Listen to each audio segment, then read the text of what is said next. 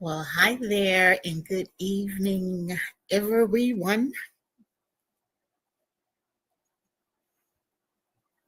Happy Christmas Eve to those that celebrate Christmas. And welcome to our very first, and hopefully maybe not the last, online marathon. We did say 24 hours, and so what we will be doing is making sure that you have some inspiration for the next 24 hours right here on Iris Inspires TV. So as we are, I want to thank you for your patience as we have been setting up and getting ready to start. We have a special guest that will be coming on this evening for those that are back east. It is already after midnight for you, and on the West Coast, it is about 9:15, and then on Central Coast, it is 11:15. I think I got that right. So again, welcome, and thank you for joining us this evening. What is the intention of our online marathon? Our intention, as you may or may not know, I am the founder of Center of Empowerment, Coin PM. And our intention is to bring support and to destigmatize mental health services. And we offer mental health support groups for grief loss, for caregivers, trauma, addictions, and we're not just talking alcohol addiction and drug addiction. We're talking any type of addictive behavior. We offer support as well as other basic needs support that support families that are reuniting, transitioning, whatever the decision of that family unit in the direction that it may be going, we are here to support you with it. That Center of Empowerment. We build bridges of hope that goes beyond beyond solutions, meaning that, let me repeat that, building bridges of hope that goes beyond solutions. And what that simply means is that we're not just looking to fix it, but we want to be a part of you shifting and changing and transforming the trajectory of your life and your family's life. Because just to offer a solution, there's an old saying that said, give a fish and feed for a day, teach a person how to fish, and they'll be able to eat a lifetime. And so our intention is to be lifetime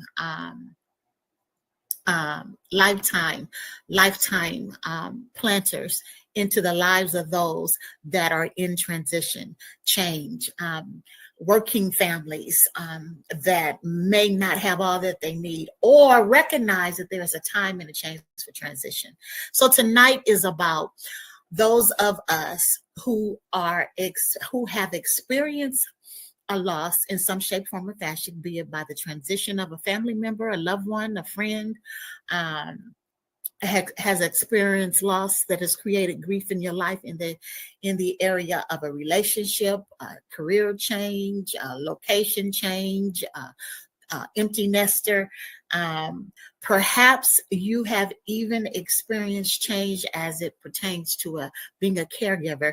And I can speak on these areas because God knows I've experienced them all. Caring for our loved ones, and we don't do it thank you for watching. We got watching from California begrudgingly, but we do it in love and care.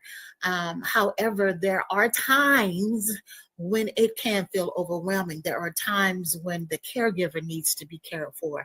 And so we offer services that support caregivers. Also, you may be ill, you may be confined, you may be experiencing or have experienced cancer, or some other type of chronic illness that has debilitated you or put you in a place of being disabled as you are recouping and healing, and or you may be caring for a loved one in such dealing with that type of ailment or illness. And so we support that. We have technicians that will be working with us in 2025, that will be working with you as you are going through the process of adjusting life and living life on life's terms, meaning that life throws all types of curveballs. And the curveballs a lot of times are not what we're expecting. And so we offer these services to support you and to be a vehicle, a conduit, not just a vehicle, a conduit. A conduit allows you to plug in and energize, inspire, empower, inner power, purpose, to define what that is for you. Sometimes you may feel empty and lost in a crowded room. I don't know if you've ever been there. I've been in that situation in my life where I have been in a crowded room around friends and family and have felt lost or not heard, not seen, or empty, or alone. And that's not a good feeling either. So we work with you even in getting through those tough places of how to establish what are your standards for living. What are you committed to in your life? I personally have a foundational scripture that I have lived, breathed, and taught for many years. And any of you that have worked with me know that it's 2 Timothy 1:7. And that is, God has not given us the spirit of fear. Yes. That means I do not have to choose from the bucket of fear. All the things that come up that gives me justifiable reasons to be afraid. To move in fear, to choose in emotions and not think a process through it. Trust me, I'll be the first to raise my hand, both hands, and tell you that I have moved in fear. And fear will cause you to move in emotion and not use the wisdom that's been given to us by the creator of all life. So God has not given me the spirit of fear. I don't have to choose from the bucket of fear, but of power. The Holy Spirit dwells within me, within you, and we activated by our commitment.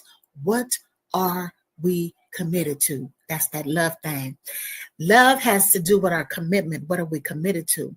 If you do not know what you're committed to, I trust and believe you will get yourself involved in toxicity. And toxicity will create unhealthy relationship with self and unhealthy relationship with others. When we are reliant on feel good, validation, and there's nothing wrong with being validated. I'm not talking about, being appreciated and being grateful, and those acknowledging what you have contributed in their life. That's not what I'm talking about. I'm talking about when our sole existence is centered around being validated, and then we ignore the fact or we justify that really isn't it. So we lie to ourselves and say we're not motivated by that, or we're not moving because of that, right? But our commitment, our love has to be rooted and grounded in our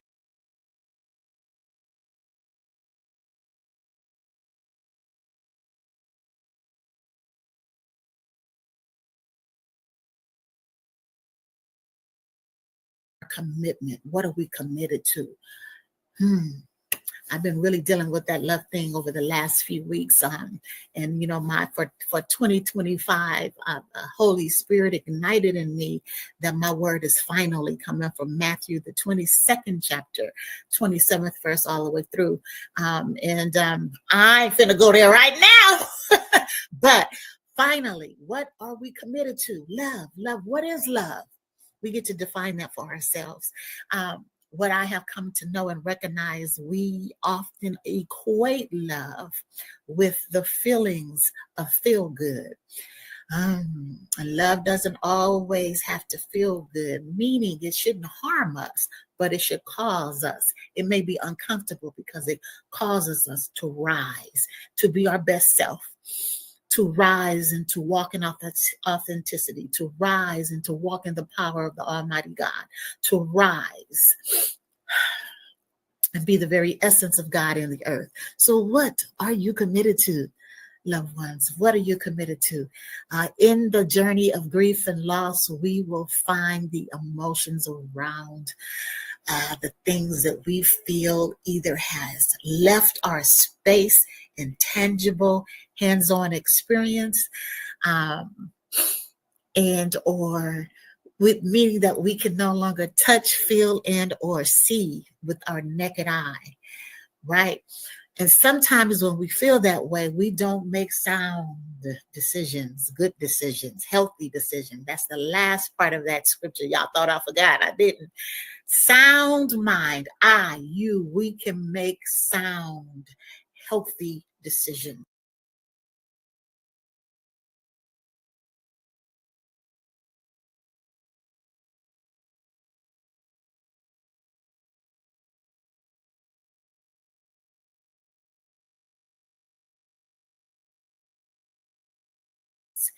Even in the midst of grief and loss. This is what I've learned as recent as this evening. The coach, the counselor, the facilitator has to be coached, counseled, facilitated, and mentored. And so this evening I had a very powerful session with my counselor. And at the time that it was scheduled, I did not realize it was scheduled on the night that we were having this. As a matter of fact, tonight it came about purely out of a desire to feel a need based on conversations that I was having with different ones. I recognize that Christmas Eve is a time that people think we spend with family. We spend with friends, we spend with loved ones, and we have a lot of expectations around holidays. It can bring up a lot of emotions. Particularly when we are in grief, be it we have lost our loved one, parents, grandparents, siblings, friends, husband, wives, children. It can bring up a lot of emotions and feelings around the holidays. I know for me, in complete and total transparency, it brings up a whole lot of feelings for me. And quite frankly, holidays have not been the same since my parents have passed and left and transitioned through this life. Particularly when Mama left this life. My father left, it definitely made a difference. And when my mother left, it definitely made a difference. And I'm sure it made up my relationship with both was different. So, of course, Mama was the one that held everything together. And so even after Daddy was not here, my father was not here, and they were not together, Mama still held the family together during holidays. And so holidays wasn't the same. I remember even with my grandmother, it wasn't the same. She, a grandmother, my grandfather, my grandparents, on both sides of my family, but it seemed like I leaned more and had more relationship with, for a lot of reasons, but that's that family tree stuff, and we're not here to get into that, but it sometimes affect how we handle and why we do certain things at certain times, and why we are triggered at certain times. This evening, I was very, very, very triggered. in my session with my counselor, because I was debating on whether or not I should even do this online session. But maybe I've overstepped over bit too much off again, doing something again in an effort to make a difference, because I got a whiff or a whim of an idea from downloaded from heaven, and stepped out in faith and moved and did what I felt was inspired by God to be a conduit, be a space, a safe space for you. So, by the way, don't forget to like, share, hit subscribe.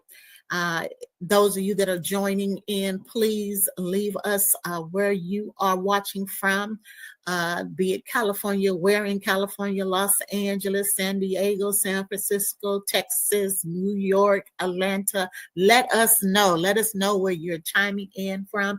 And if you have not subscribed, please subscribe to our channel. As you see, we have a lot of programming here on Iris Inspires TV.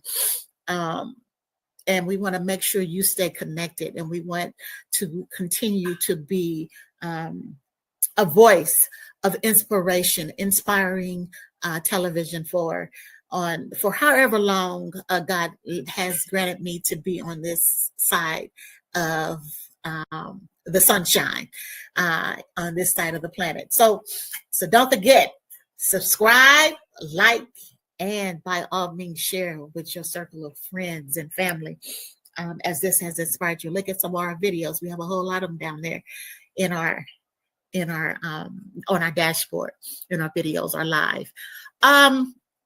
So with that said, let me just continue. What was I talking? Oh, I was sharing about how I was triggered today, and I had a pretty been in all day, and quite frankly, you guys, I have dealt with a health challenge for a bit. It's been I was diagnosed, or I was given a diagnosis of cancer a bit ago, and did what I thought was necessary, giving myself some time to heal and remedy that, and it didn't. And so had to go back to the drawing board, and have been dealing with that all year, all 2024, along with other challenges. So this time of year, and so I'm looking, let me back up. Now let me just talk over that and don't give a little more detail. So I'm looking to share with you guys. I haven't shared a whole lot about it because I have not wanted to give life to it. But what I recognize as well is sometimes, and I didn't want to, answer a whole lot of questions of how I am choosing to be healed and heal my body, and how I'm choosing to allow my body to heal. As the prognosis and as the diagnosis comes back, I'm sharing I'm opening up a little more. But one of the fears and the concerns that I had was because of how my mother and my father left this world. They both left this world with cancer at young ages, in their 60s. And so the enemy fear has tried to set in and settle in. But I have to say that I am grateful that despite the challenges, I have been encamped with loved ones. So I want to say thank you. I want to say, I don't know who that is. Go ahead and put down where you're watching in from. If you don't mind, let us know where you're watching in from. Loved ones that I want to say thank you to. I want to say thank you to my sister. And I want to say thank you to my aunts and my son, who has been a jewel that I could not possibly have imagined how the support that I would be getting from him at this stage in time in my life. So I say thank you. I want to say thank you to a host of mentors and a host of friends that have been nothing. Hi there, Amir, watching from California. Welcome. Thank you. Has been nothing but support. And so oftentimes what's needed during this season is just some support. So that's what we're here for, to offer you some support during this time. You know, how you feeling? What's going on? Put in the chat. Let us know. What are you facing right now? What are your feelings? What are you going through? It's not easy being in a season of feeling like you are alone during a time of sadness or grief. It's not a good feeling, but it's wonderful when you have support systems. And sometimes your support, so I've been blessed and fortunate when I finally opened my mouth and said I needed help. No. That's the other thing. You have to open your mouth and you have to tell folk, you know, sometimes our pride, or it's not that. This is what my counselor said to me tonight, and it broke me. I'm going to share this with you because what it did for me is made me so aware. It gave words to what I had not been able to give words to. And so I'm going to share it with you guys because I think it's something that will definitely help. And she also, where is it? She also, I can't find it. It gave me the go ahead to share. Let's see.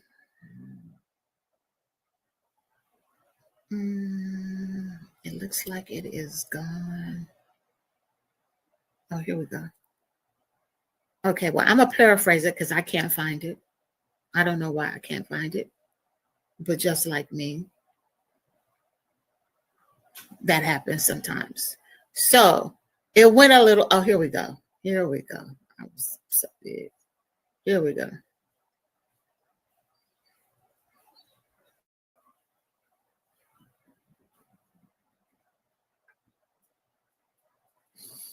All right, here we go.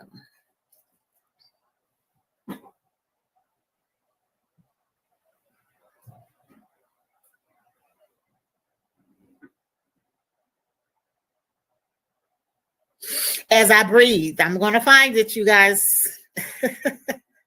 I'm going to find it. Okay. Here it is. Why do you keep pushing through situations, causing yourself, making yourself push? Why? When you have already proven to self that you are resilient. I thought that was so profound. Why do you continue to push yourself when, thank you for watching from Washington, D.C. Why do you continue to push yourself through? Right? Why do you continue to push when you've already proven that you're resilient instead of taking a pause? Giving yourself grace to pause. And sometimes what happens in grief and loss and seasons of where we feel a little disconnected and we feel like we shouldn't feel this way, it's time to move on, and et cetera, we don't allow ourselves to really be nurtured in a pause, in a self-reflection, and allowing ourselves to feel where we are, lean into it so that we can get to the other side of it. And it's okay. So, because we're such in a habit of being on the horse, of making it happen for others, that we do not give ourselves permission to pause. So we're giving you the space to pause tonight. And we want to say thank you for joining in. Thank you, Amir from California. And thank you, I think that's Cara from Washington, D.C. Thank you for joining in. Izzy J from California. Thank you. This is a space and an opportunity for you to pause and give yourself the permission to feel what you feel without judgment. Okay, without being penalized, without rushing and moving to the next thing, And or if it's about, even if it's in the realm of pausing because you have to engage maybe in family and friend gatherings that you really don't want to engage in. That's the other one. Sometimes we go to places and we commit, but we really don't want to do it. But we do it because it's family. We do it because it's friend. And we beat ourselves up and make ourselves feel bad because we don't want to do it or don't desire to do it once we've committed. It's okay to pause, and it is okay to change your mind too. We haven't always been willing to, we beat ourselves even up about that, changing our mind. It's okay to change your mind. All righty. So again, thank you, thank you, thank you. Listen, we already have on the stage Cassondra Jackson, who's here all the way from Atlanta, Georgia. We're going to bring her up live right now. Hey. Hey. How you doing? Hi. I'm great. Thanks for having me. Hold on one second. Let me know when you're ready to come back. Just give me a thumbs up when you're ready. And so she's ready. Sorry, there's some aluminum foil crinkling. It's okay. It's okay. Thank you so much for taking time out. You are 3 hours ahead. So you for the folks that are on the East Coast. So thank you. Thank you. Thank you. You guys, I know Cassondra from, Saybrook University. We work together. You know what? Let me, well, I don't know why she don't have doctor in front of her name. Dr. Cassondra Jackson. That's right. Yeah. I met her about, yes, we worked together on the campus of Saybrook University.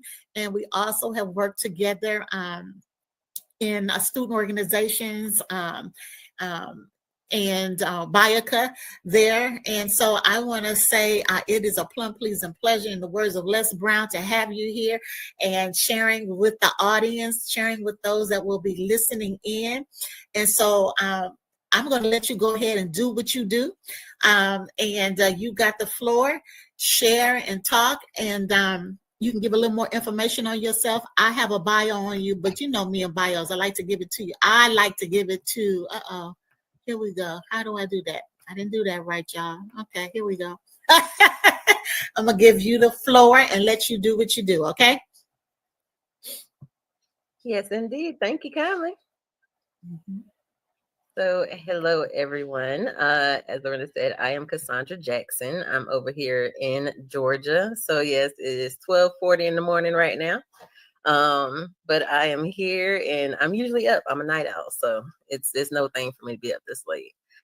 So just a little bit about me. As Lorena said, I am finishing up my dissertation at Saybrook University, getting my PhD in mind-body medicine, specializing in integrative mental health. My background has been mostly community mental health work, but I love all things spirituality and holistic and metaphysical. So today I wanted to come on and just talk to you all a little bit about finding joy, balance, and renewal during the holidays, because it is often a time that is full of joy and full of challenges as well. So I just want to talk a little bit about that and how we can reframe some of those challenges and discover how to create a holiday season that nurtures you in every way. And one way that we're going to do that is exploring these 4 dimensions of well-being. So I'm going to talk a little bit about mental, physical, emotional, and spiritual well-being, and how you can feel inspired and really tap into those dimensions of yourself, especially during this holiday season. So starting with the mental well-being. So it's important during this time to find clarity amidst the chaos, because the holidays often come with endless to-do lists, a whirlwind of activities, and all kind of shenanigans. So it's really good to really focus on that mental well-being during the holidays, because it's all about creating clarity and calm so you can be present for the moments that truly matter, whether it's for you or for others. So one of some of the big challenges that people face when it comes to mental well-being during the holidays is overcommitting. So you got work, you got family, you have social events. And it's easy to feel like you don't have any breathing room in the midst of those commitments. There's also decision fatigue. What gift should I buy? What event should I attend? How am I going to put this in my schedule to be able to fulfill all these different commitments I've made? And then that pressure to meet expectations. So, it's easy to feel like you have to create the perfect holiday experience, get the perfect gift, and dress perfectly, and everything just has to be perfect. That's a lot of pressure, and a lot of those expectations are self-imposed. So you really have to watch out for that, because those stressors end up increasing your anxiety. They can make you irritable. You can have difficulty like staying focused and present with yourself and others, and you can feel really overwhelmed and disconnected from the joy of the season. And so I just want to kind of give some strategies and some considerations that you can make that can help support you. So I like to tell people having an attitude of gratitude, because there is truly power in gratitude. And it's something that you can do regardless of what time of day. So one thing that is very easy to do is start each day off with a gratitude pause. And Lorinda talked about pausing earlier. Actually, Lorinda, you mentioned several things that I was like, yay, because I'll touch on. So yeah, the hair attitude of gratitude. So yes, gratitude. You can write 3 things that you are grateful for, whether it's big or small. I'm grateful that my coffee is warm. I'm grateful that I have a supportive friend. I'm grateful that I know the difference between a supportive friend and an unsupportive friend.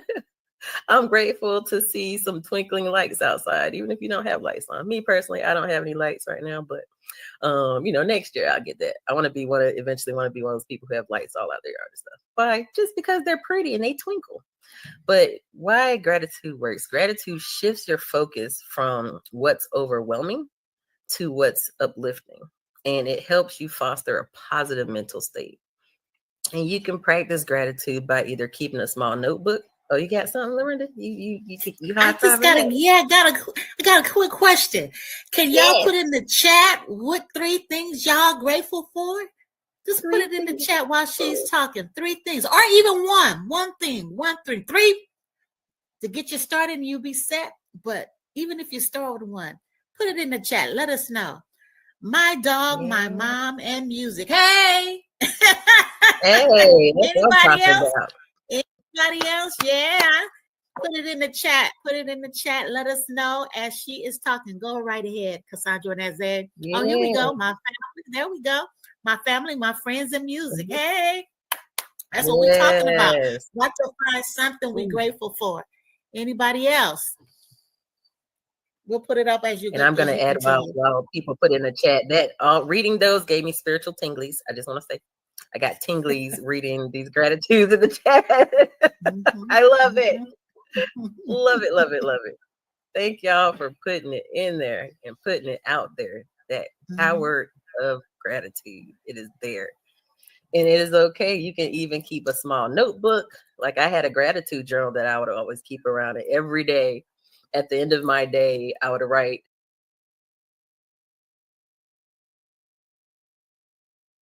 5 things I was grateful for. And then to start my day off, when I woke up, I would write 5 things I'm grateful for. So basically it was a small notebook, like probably about this size. And at the top and at the bottom, it was my day. Morning, evening. And that I made it a daily ritual because it helped pull me into a present moment. And once again, it just shifted that focus into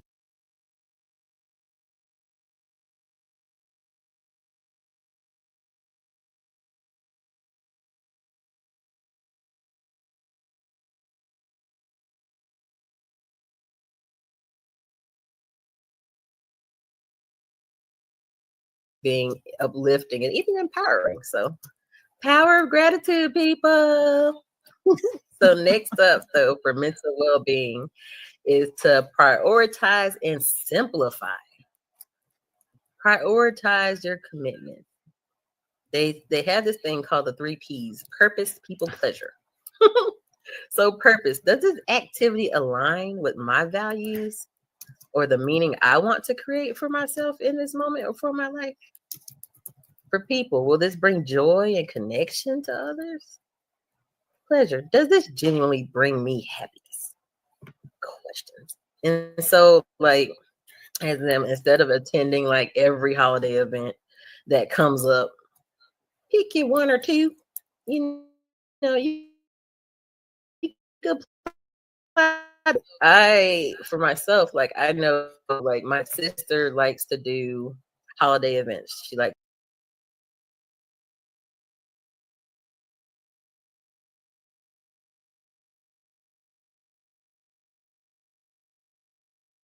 to do um, a gingerbread house party where we all just get together and we just make gingerbread houses and we laugh and we eat good food because she's gonna have a spread. But I know like that gives me that purpose, people, pleasure. It's all in there. And I know if I don't go to anything else for the holiday season, I'm going to go to my sister's house for that gingerbread making party. And my house came out awesome. I wish I could share a picture of it. No picture. We don't have no picture. What's up with that? I don't know how to get it on here. I have a question for you. I have a question for those that may say, well, that's all sounds good. Purpose, people, pleasure, right? But that's the problem. I don't have any of those right now because they're all taken away. Do you have any feedback, or am I jumping the gun? You might be a smidge jumping the gun, but I'll still touch on it. Just a little bit, but as you'll see, like throughout, I got a few other things coming. It's a build upon. Mm-hmm. But when it comes to that purpose part, that alignment with your values, first off, you got to know your values. What do you value? And what meaning do you want to create for yourself? So the same things that something that might be I find meaningful may not be something that you find meaningful, but you won't know unless you just kind of ask yourself those questions. So it requires that level of introspection and just kind of take a stroll down. What were those moments that happened in your life, or those things, or maybe those actions that you took that brought value to your life?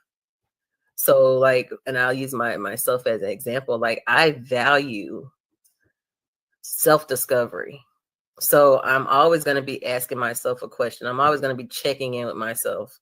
I'm always going to be learning more about myself, what makes me tick, what I don't like, people's actions that I may not like, or even why I don't like them. Like I'll explore that. Like what is showing up for me and what's happening with me that I don't like this person. Like what are they triggering something? And then what meaning do I want to create? Like with that, and I'll use myself as an example again, with going to my sister's event, like the meaning that it creates for me is, of course, is family time. So I'm showing up as a sister, an auntie, a daughter, and a friend, because I like to be the cool aunt. So I like to know what's going on in the kiddos' lives. And for those who don't have that support network, there's literally billions of people on this planet. And you just have to make that first step to getting out there. And today, with everything, this online, this wonderful thing called the World Wide Web, you can either find people according to your interests, or if you're not savvy with navigating like online groups and things like that, you can also find local community events that are happening and go out and meet people. Or if you just want to find like some meaning and purpose or create purpose, you can volunteer somewhere and help others and support others. And even there, you can still be able to talk with other people who value volunteering, and that can breed a whole host of other connections that you can make. So long story short, Lorinda, those are some of those options that you can explore. And in that, you can see what brings you happiness. You never know. You might go out and volunteer at, a stock drive or a food drive or something, and you feel a tingle in you, like you feel good about you. So it ends up giving you more pleasure than you thought. You just never know until you make that step forward and try. Did that cover it a little bit? Yes, I think it covered it a lot. I would just like to interject right here to Cassondra, showing up tonight, showing up and doing this for yourself tonight is huge. And I think, sometimes we minimize when we don't show up for ourselves. We have a couple of people who put in the chat,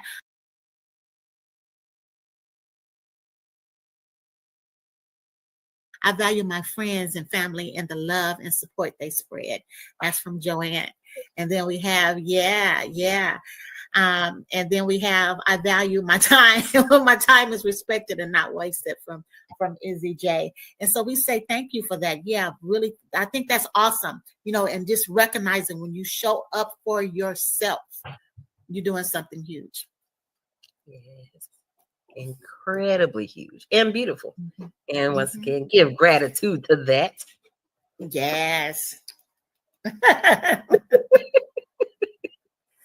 We're gonna have a good time too. Come on, y'all. We might as well enjoy it, right? That's the whole point of being here, is to kind of uplift the spirit, right? Uplift the spirit, to give you some not just tools but nuggets, but to inspire your spirit. All righty, let me hush. Go right ahead.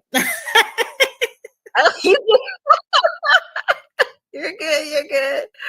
Oh, wonderful. I do want to make the next point, though, and this, once again, you'll see how it connects. And so mindfulness and presence, incorporating mindfulness into your days to help you stay grounded. In mindfulness, it can be the most beautiful thing of just focusing on your breath. And with that, you can just sit there any time of day, no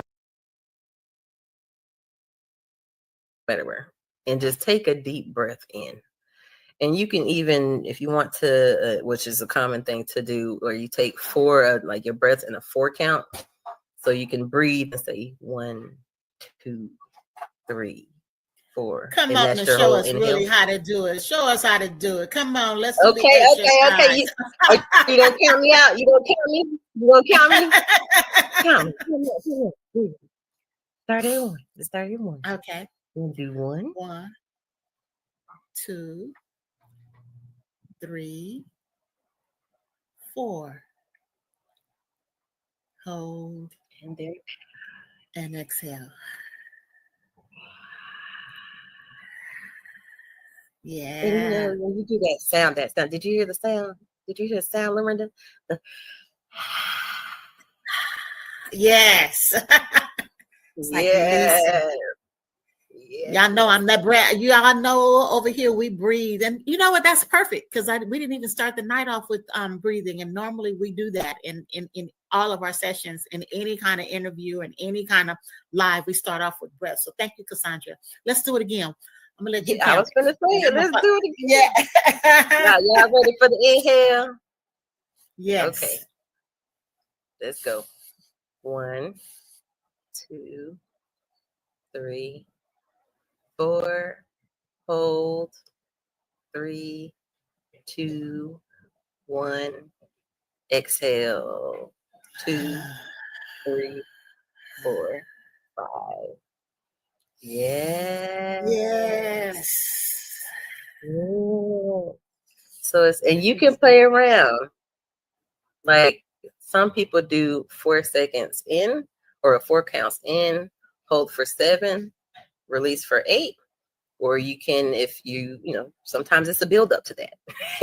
So you can start small. You can do hold in for 4, hold for 4, out for 5. Or you can do 4, 4, 4. You can play around with it. But most importantly, you do that and repeat it. Like whenever I do it, I like to repeat it. I like to do it 3 times. Just to really flip my switch, so to speak. Yes. yes. It gives you that refocus. I love it. Yes. Girl, I had to do a whole lot of breathing today. No. Intentional. Absolutely. It's the season to do it. And it really, like, I love mindfulness because it helps you to reduce that stress, and it also anchors you in the present. So if you're stuck worrying about the future or replaying the past, mindfulness. Focus on your breath because you're here and now with the breath, baby. You're here and now in this present space. So it really anchors you. So mindfulness and presence. And then my last one for this mental well-being is to set realistic expectations. Let go of perfection and embrace that everything is good. It's good enough. You're good. And sometimes you can ask yourself too, if you're really like, if these expectations you set for yourself, will it matter in a month? Will it matter in a year? Will it matter tomorrow? So like you can focus more on creating meaningful moments rather than creating perfect, flawless ones. And so instead of you wanting this extravagant dinner spread and everything like it's on Pinterest or something, you could just do something like organize a potluck, something casual. Instead of doing this extravagant, have to be picture perfect, this and that. And you can Repeat change that. your Meaningful inner moments dialogue. Instead of instead of I what? must do it all, I gotta do this right now. I'll do what I can with love and with intention, and it's gonna be beautiful. Hey, Repeat Lorena. that again. Repeat it again. Meaningful Repeat it, moments. kids. Meaningful Yeah. moments.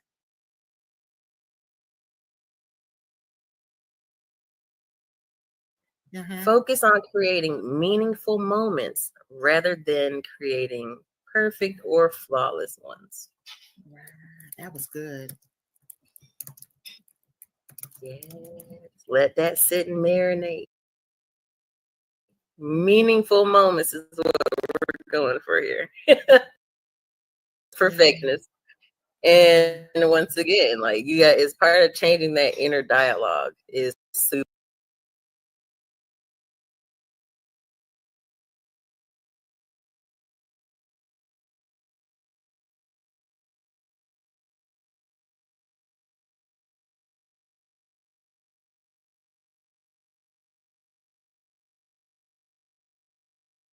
Super important. It's super important because it's easy to sit there and get caught up in I have to do it all. I got to make sure this is absolutely right.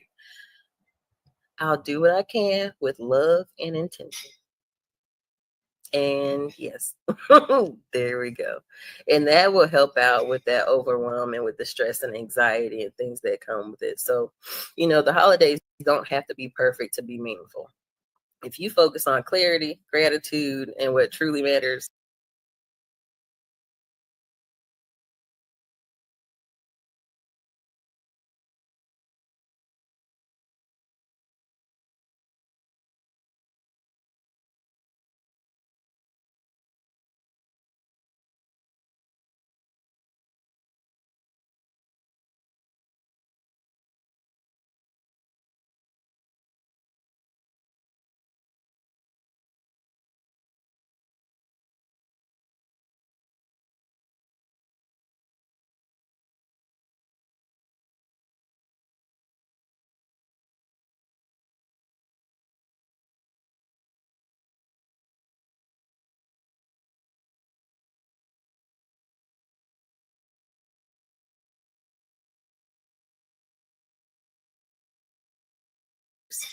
you'll experience a lot more joy than stress. So it's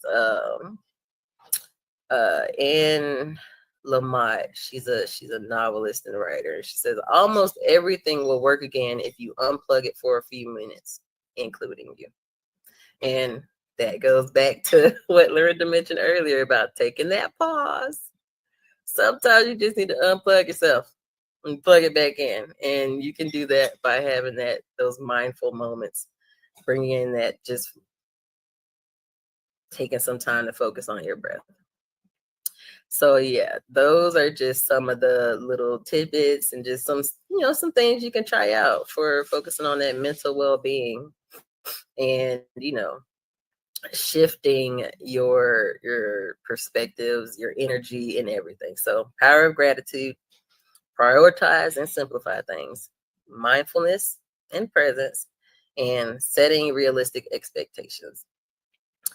And next, I just want to go because once again, I said we're going to touch on the mental, physical, emotional, and spiritual. So now it's about that physical well-being.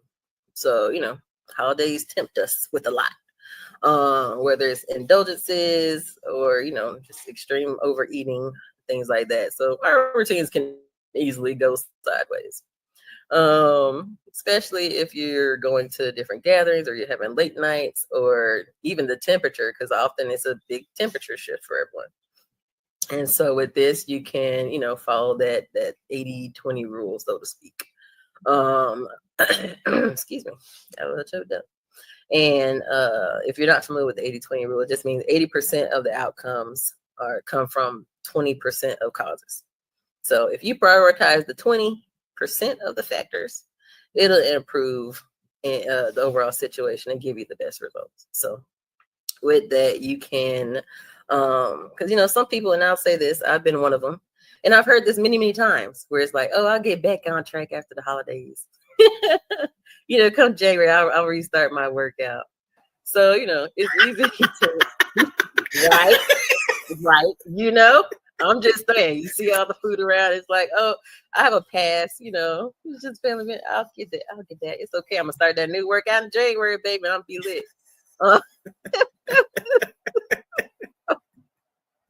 Time and time again. So I'm just saying, like, it happens and it can be a health struggle. And so, there's those overindulgences. It's hard to say no. You don't have your routine. So workouts and sleep schedules get pushed to the side. Because of the stress that you may have, you might end up doing some stressful eating or stress drinking. Turning to comfort foods or even alcohol just to cope. And of course, because of everything going on and the stress and anxiety, you might have some fatigue there too, where you have late nights and full days and you're just constantly feeling drained. And of course, that doesn't help anyone. So one way to kind of counter that is to, like I said, embrace that 80-20 rule. Find ways to switch the gears. So if you go to a dinner party or something, or that you've overindulged, follow that up with a lighter, like more nutritious meal if you can. And then even do some type of like walking, something. Because at least with that, it will eliminate that guilt of enjoying holiday treats and foods and, keep you on track. So you can find creative ways to do that. So if you are, say you're with a group of friends or family or something, and you overindulge and you overeat, y'all can agree to take a walk afterwards. Or even, have a dance party, have a dance off, bring back old school versus new school or something like that to where you can get your body moving. Because folks ain't finna walk after that. They might dance, but they ain't finna go walking. And see, in my family, we gonna eat, we'll do our eating, but then afterwards, that music starts up. We gonna dance. We're gonna dance. Everybody, we may not go down the street walking, but we will dance. So it's a fun and creative way just to get your body moving, get your muscles flowing, your juices flowing, and work off that food that you've eaten. So once again, just putting in that effort and to help with the overall well-being. So, you're doing something instead of just eating and then next thing you know, you're going to sleep and then rinse and repeat, for the following week or something. So, movement doesn't have to be structured. It doesn't have to be time consuming to have a positive impact. Make it fun. Mm-hmm. Dance around. Even if you're not with people, you could dance around in your home. What's so funny is I'm thinking about Cassondra. One of the things, even during the pandemic, we used to have parties. We got creative and we started having parties online, right? We would have dance party, lunch parties. I know I was involved with a couple of parties that happened, and it was actually a lot of fun. So even for those that may find themselves and I'm saying that to kind of add on to what you're saying, that may find themselves confined at home, even if you're not able to move as freely as you maybe once did or wish you could, just being, sometimes it can take we really have to shift our thinking into what can I do and moving in that versus what I cannot do.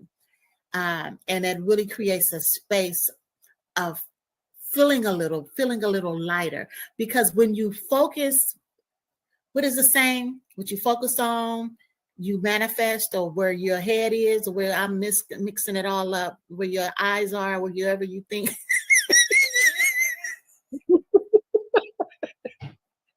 Your behind will follow. No. That saying. If you didn't know by now, I will botch it up. I'll botch up a quote. I don't intend to, but you get the gist. No. The idea, as Cassondra is saying, I just wanted to add, is really focusing in, because you might think, well, I can't dance, or I can't do this, or I can't move, or it's too cold to go walking, or it's snowing, it's this, is that, the other. Think about what you can do. I was thinking about, and I'm gonna shut up. I think it was last night. My son got up and he just started dancing, and I was looking at it. It was hilarious because out of the blue, he just got up and started dancing. And when he got done, he's like, "Oh wow, that felt good." And you know what? He was right. It actually felt good watching him. I didn't get up and dance, but no. But just to see that it lifted his spirits and it made him feel good, felt good. That's it. That's all.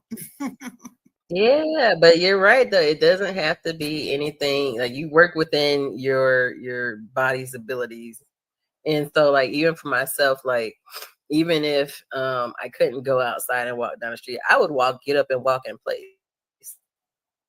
And I had got to the point where I set like little goals for myself. So I was like, if I can every day, because once again, COVID brought a lot of me sitting, not to mention, dissertation and PhD brought a lot of sitting, and working from home, a lot of sitting. So I started setting these goals, like step goals for myself. And it started out, I was like, okay, if I could do 1,000 steps a day, that's a good day. So I just would sit there and I would make up for it by walking in place. And even with that, like I might put on some music some days, or even if, say, it was like a show or something I wanted to watch, I'd put it on. I'd just sit there and walk in place. And then sometimes I'll get fancy and, do a little high step, lift my arms up higher and higher just to really get in the groove of it. Working with what I could do. Sometimes I might even be reading on the computer screen and still doing my walks, and I'll scroll a little bit, then I'll start scroll a little bit. But once again, just bringing it in however you can is the name of the game. Especially during this time of year where sometimes the food might really hit. But yes, incorporate movement. Incorporate movement. I can't stress that enough. And of course, prioritize sleep and rest. You have to do that. Protect your sleep. If you need to set boundaries, set your boundaries, or create a relaxing bedtime routine. Like, honestly, I have a random bedtime routine, so I'll share. So one of my bedroom routines, I like to play spades. I have a spades game on my phone. And so I like to play a couple hands of spades before I go to bed. Relaxes me though. For whatever reason, relaxes me. So I just run. I'll play my little spades game, and that's like, and now, like, even if I go to bed and I don't play spades, it feels weird. But I at least need to play a hand or two of spades. But I also like to have incense, so I burn incense a lot because that calms me and helps me wind down. You may decide to bring in some other things, like maybe drink some herbal tea or do some like stretching. People like to do reading. I myself do some stretching too, especially because I'm working on improving my back. I don't want to claim what I've been diagnosed with, but I've been working on improving my back and my body. So for me, light stretching is another way of helping my body to like start working out. Sleep is essential for energy, for mood regulation, for your overall health. Even 30 minutes can make a big difference in life. So if you can't get 8 hours of sleep, and really it's important to know how much sleep your body You're needs. kind of lagging a little bit. Let's Because see what that's that super is. good. I know for me, kind of tested this out. So like I have had days where have been well rested, and what I would do is I would go to sleep and I wouldn't set an alarm or anything. I just allow my body to wake up when it wanted to wake up. And so I did this for like 2 or 3 days, and I noticed that my body would wake up after about 6.5 to 7 hours. And so I was like, oh, okay, so there's a trend here. You seem to be okay with it. And yes, my body, I tested it again because, I had things I needed to get up for. So now I just make sure that whenever I have anything to do, I always make sure that I get at least 6.5 to 7 hours of sleep, because I know for facts that my body needs that. And yours may be different, but it's just important to do that. And then if I don't get it, I make sure that I get me a nap in. Like because sometimes it is hard to get that full amount of sleep. But I'll plan a nap, and I will schedule a nap. And it's one of those, like, my phone is on silent and I'm going to the nap room and I'm going to take a nap. So if you need to schedule your naps in because you couldn't meet the full sleep hours, do that and shut it down.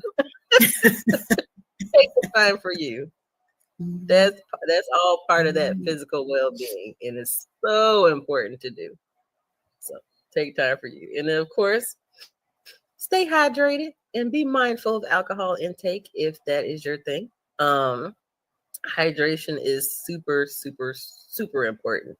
And proper hydration can help with if you have headaches, or if you struggle with fatigue, or even the overindulgences of food or other beverages. Drinking water, getting that in your body can definitely help improve your system and improve your overall well-being. And of course, if you want to, be a little fancy, you can even add, slices of orange or slices of cucumber or a little mint. I did one time, I was curious, so I was like, I want to add some water. I just added all kinds of things. I had watermelon and I had some strawberries around. I put some grapes in it. And I was like, I don't know what this is going to do, but we're going to see. And it was delightful. I absolutely loved it. But I love adding like cucumber. I love cucumber and mint. I love cucumber and lemon. From time to time, I'll put that in my water. But those are like other ways. Like I know tons of people who they're like, I don't want to drink water. It's nasty. And I'm like, okay, but your body is like what they say, like 80% water. So, no, it's 92% water. 92. See, we went up. So, you have to nurture yourself. Like water is not only needed, but there's also healing elements to water. And if you go without it, that can impact a lot, especially if you have any medical conditions and things like that. You want to make sure that you are properly hydrated, because that impacts not only your physical health, but also your mental health as well, and your emotional, because it's easy to get stressed. And especially these days where things are going like 50,000 miles an hour. It's easy to not. So what I did, like I remember, especially when the pandemic started, my cousins and my sister were doing Instacarting. And so they were all day long out doing shopping orders, delivering orders, and they would be on a group call. And so eventually I got invited into the call, even though I wasn't Instacarting. But I would ask them, like, have you eaten today? How much water have you drunk today? And it got to a point, like, I kept, like, they would either, what happened was, and I'd be like, no, get you some water now, especially with everything that you're doing. So it actually ended up getting to a point where like people were like scared to tell me no. But they started showing proof that they drunk water. So in our group text chat, they would text me pictures of their water bottle And then they would text me pictures at different levels. They're like, "Hey, Cassandra, I drank all my water today," and I'm like, "Yeah." Important. Mhm. Can't stress it enough to get that water intake up. I believe in you. I have faith in you. You can do it. Even if you just, and I get on my mom all the time because she likes to drink the little baby waters. That's what I call them, little small bottles. And even with those, like, you still need to continue drinking. It's a good start, but you still need to keep drinking more to help add up to the daily recommended. Me, I worked myself up to drinking a gallon of water a day. And like now, because I'm so used to it, I feel off if I don't drink. Like I could tell a difference in my body if I don't drink enough water. And so once again, just that's another part of the physical well-being, especially during the holidays. So, once again, the holidays aren't they don't have to be about deprivation. You don't have to deprive yourself of the things that are happening, the foods and things like that. It's about celebrating and connecting in ways that leave us feeling good, but you want to feel good inside and out. So you can make these small intentional, say that word out, intentional choices that can really make a difference. So there's a quote that says, take care of your body. It's the only place you have to live. So just I like that. a reminder to view your physical well-being as an act of self-care, but also it's celebration too. So, this is our vessel. It's the only place we have to live. These bodies we have. So tend to them. Tend to them, tend to them, tend to them. So we've covered the mental, we've covered the physical.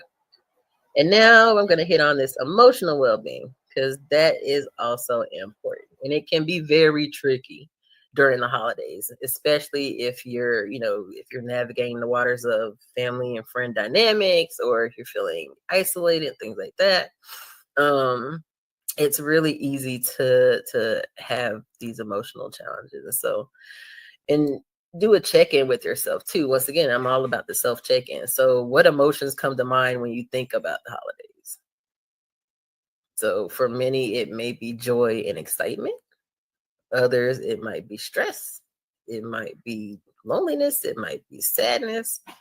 So to start with that emotional well-being, ask yourself what emotions come to mind when you think of the holidays. And then explore that, because emotional well-being during these times means recognizing and honoring your feelings while also creating space for meaningful connection and resilience. And once again, that meaningful connection could be connection with yourself or connection with others. And so commonly what you see, like from emotional challenge perspective during the holidays, is there's family tensions. Sometimes the holidays bring people together and it brings up some old conflicts and things like that, or it creates new ones. Feelings of loneliness, if you are dealing with grief and loss, or if you're far away from loved ones or anybody you feel you have a deep connection with, it can feel isolating. And then you have that pressure to please. So you may stretch and overstretch yourself, trying to meet everyone's expectations. And of course, this comes with different ways that it affects us. So you might have some feeling like you're inadequate. You may be emotionally fatigued and just drained. You might be irritable. You might have difficulty enjoying the season and bringing joy. And so, with that, of course, I like to give some strategies. So, like, you have to acknowledge and honor your feelings. Give yourself permission to feel emotions without judgment. So if you are grieving and dealing with a loss, it's okay to feel sadness, even when other people are out celebrating or you're around people celebrating. If you're feeling overwhelmed, it's okay to take a step back, because suppressing those emotions can lead to greater stress. But if you acknowledge them and honor them, it can create space for healing and self-compassion. So one way you can do this is like set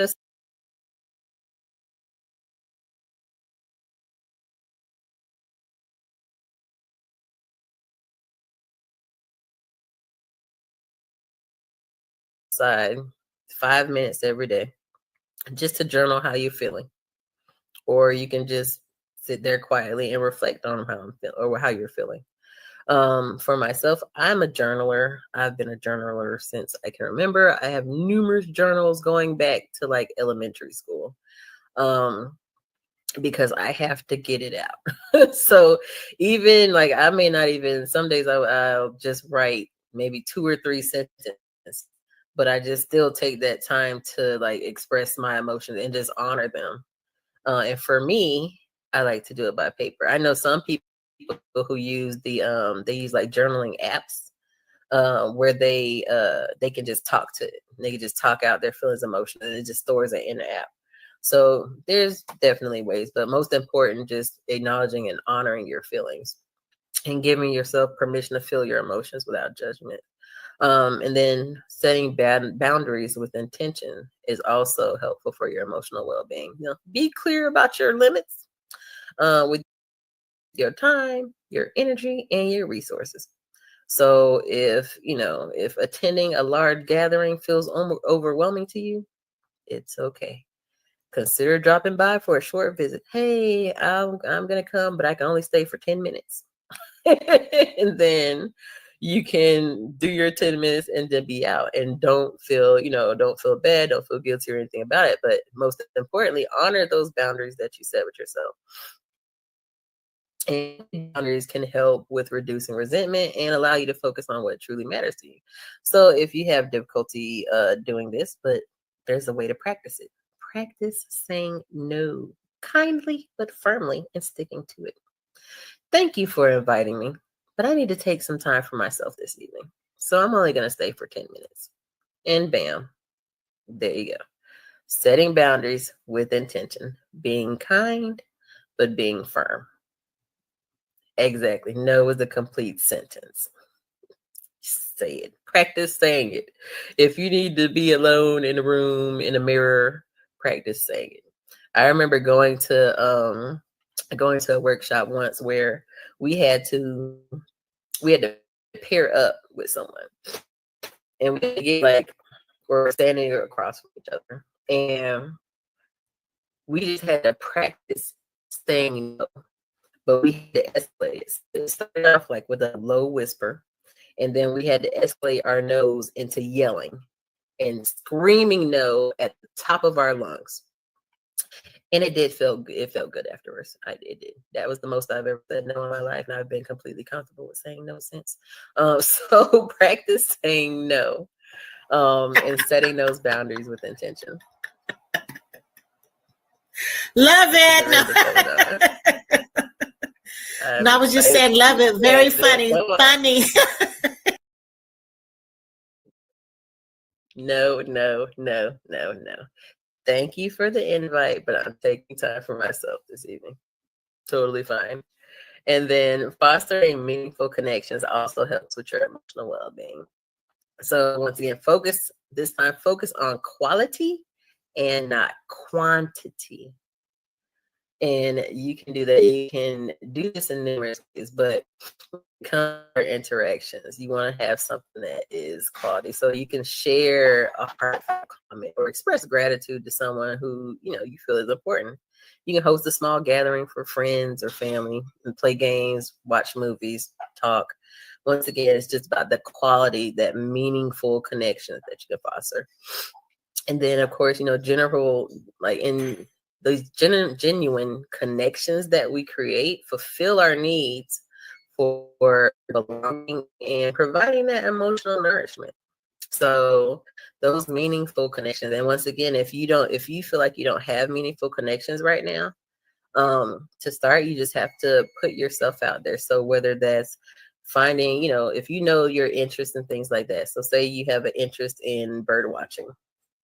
You can look up bird watching groups in your area, or even bird watching groups online and things like that, and just kind of put yourself in the mix. Not saying that you're going to jump in finding a meaningful connection. Meaningful connections take time to build, but that will at least point you in a direction of finding someone who shares the same interests as you and shares the same things that you find value in. And so that's just a way, one of the ways that you can start that. And then we come back to with emotions too. practicing gratitude and giving is another way you're shifting your focus from what's missing to what's present. So you can write a gratitude list each evening, or even as you're eating and chewing food, taking a moment to reflect on the taste, the flavors, whoever prepared it, and just noting what you are thankful and grateful for.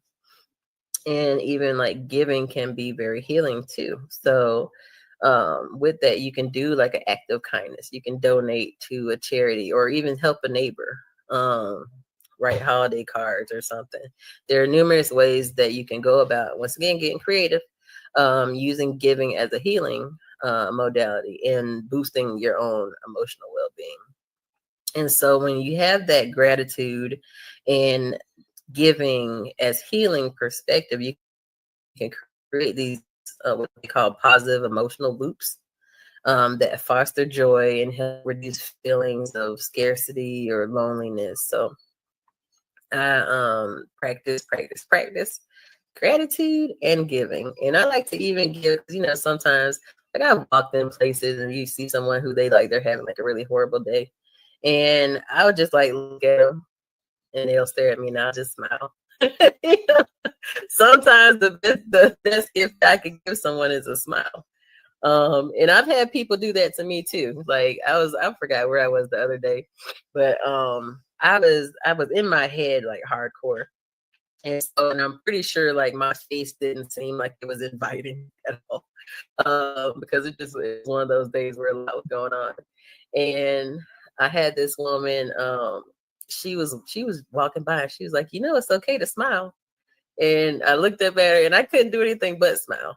Because I was like, number one, that's super random. But number two, I was like, you're right. I do need to, I don't have a smile on my face, and I haven't had a smile on my face in a few hours. So she said it was okay to smile, and that made me smile. And then I felt this warmth, and I felt so much positive energy just from that one interaction.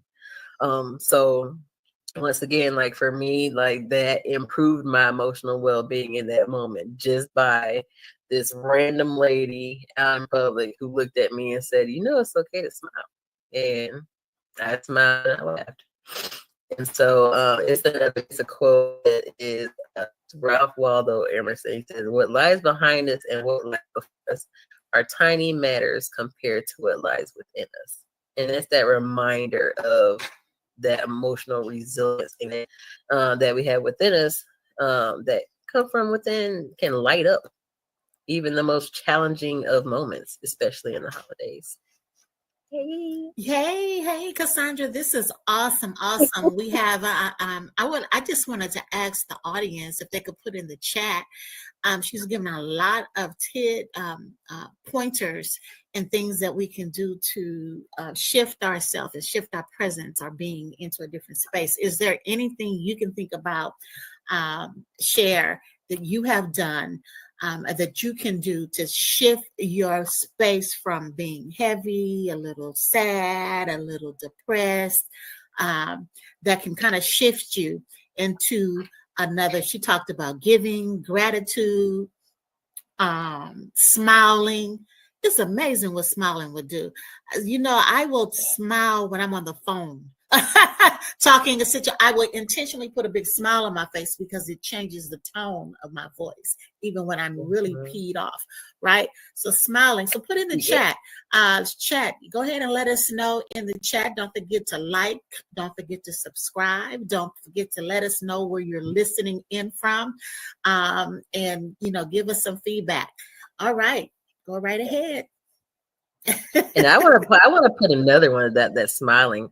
So one practice that I initiated, and I read it somewhere, I can't remember where, but it was about just going into like in front of a mirror, standing in front of a mirror and just smiling at yourself, like smiling as big as you can at yourself.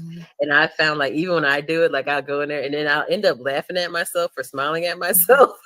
And it just would make me feel lighter and just make me giggle. I love it all the time. So that's another smile activity. you Mm-hmm. could do to help That's make it. Makes such a huge difference. Phoenix put reminding myself of all the people who care for me and are rooting for me. That is one, honey. It will pull your spirits up every single time. And sometimes all you need is that one person, right? Because sometimes we feel all alone by ourselves, and all we need is that one person. We can remember that one person. And so that's a good one, Phoenix. Yes, remember it will put a smile on our face.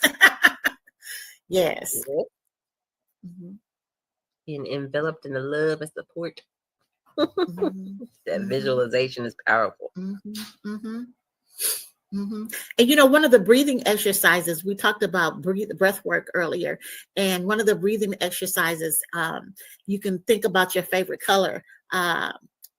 And when you're taking those, and if we had someone he put in the chat, taking those moments of intentional breaths, and thinking about, if you didn't know, purple is my favorite color. So thinking about that, your favorite color.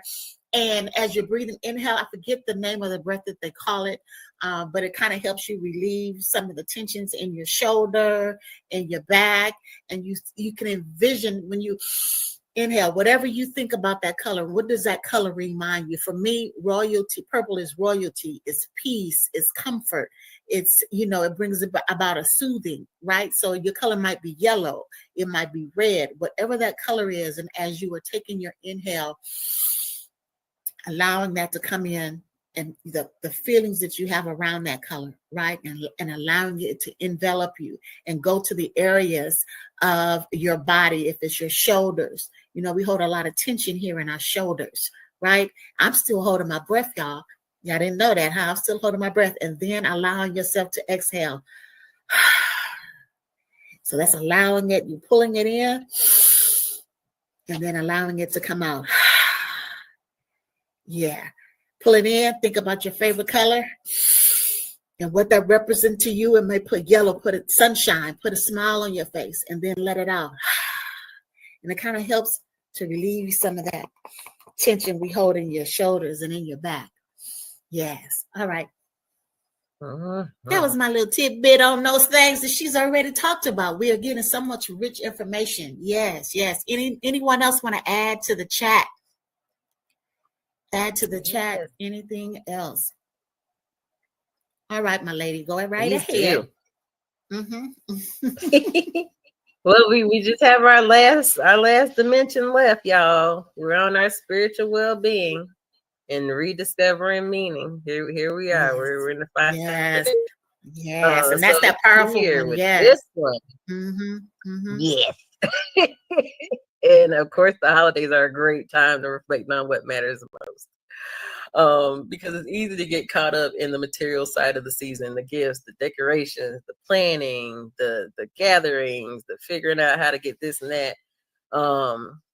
It's easy to get caught up in it. And so it's really, that's why it's most important to really reflect on that meaning. And so, the holidays are often described as, it's the season of joy, it's the season of giving and things like that. But what does that truly mean for you on a spiritual level? And so when it comes to spiritual well-being, it's about connecting with something greater than ourselves, whether it's through faith, whether it's through nature, community, or inner peace. It's all about an opportunity to rediscover meaning and purpose amidst the holiday hustle. And so when it comes to those challenges during the holidays, you have, once again, like I mentioned, the materialism. So it's the focus on gifts and consumerism, and that can overshadow deeper meanings. Those overcommitments, once again, those busy schedules tend to leave little time for reflection and spiritual practices.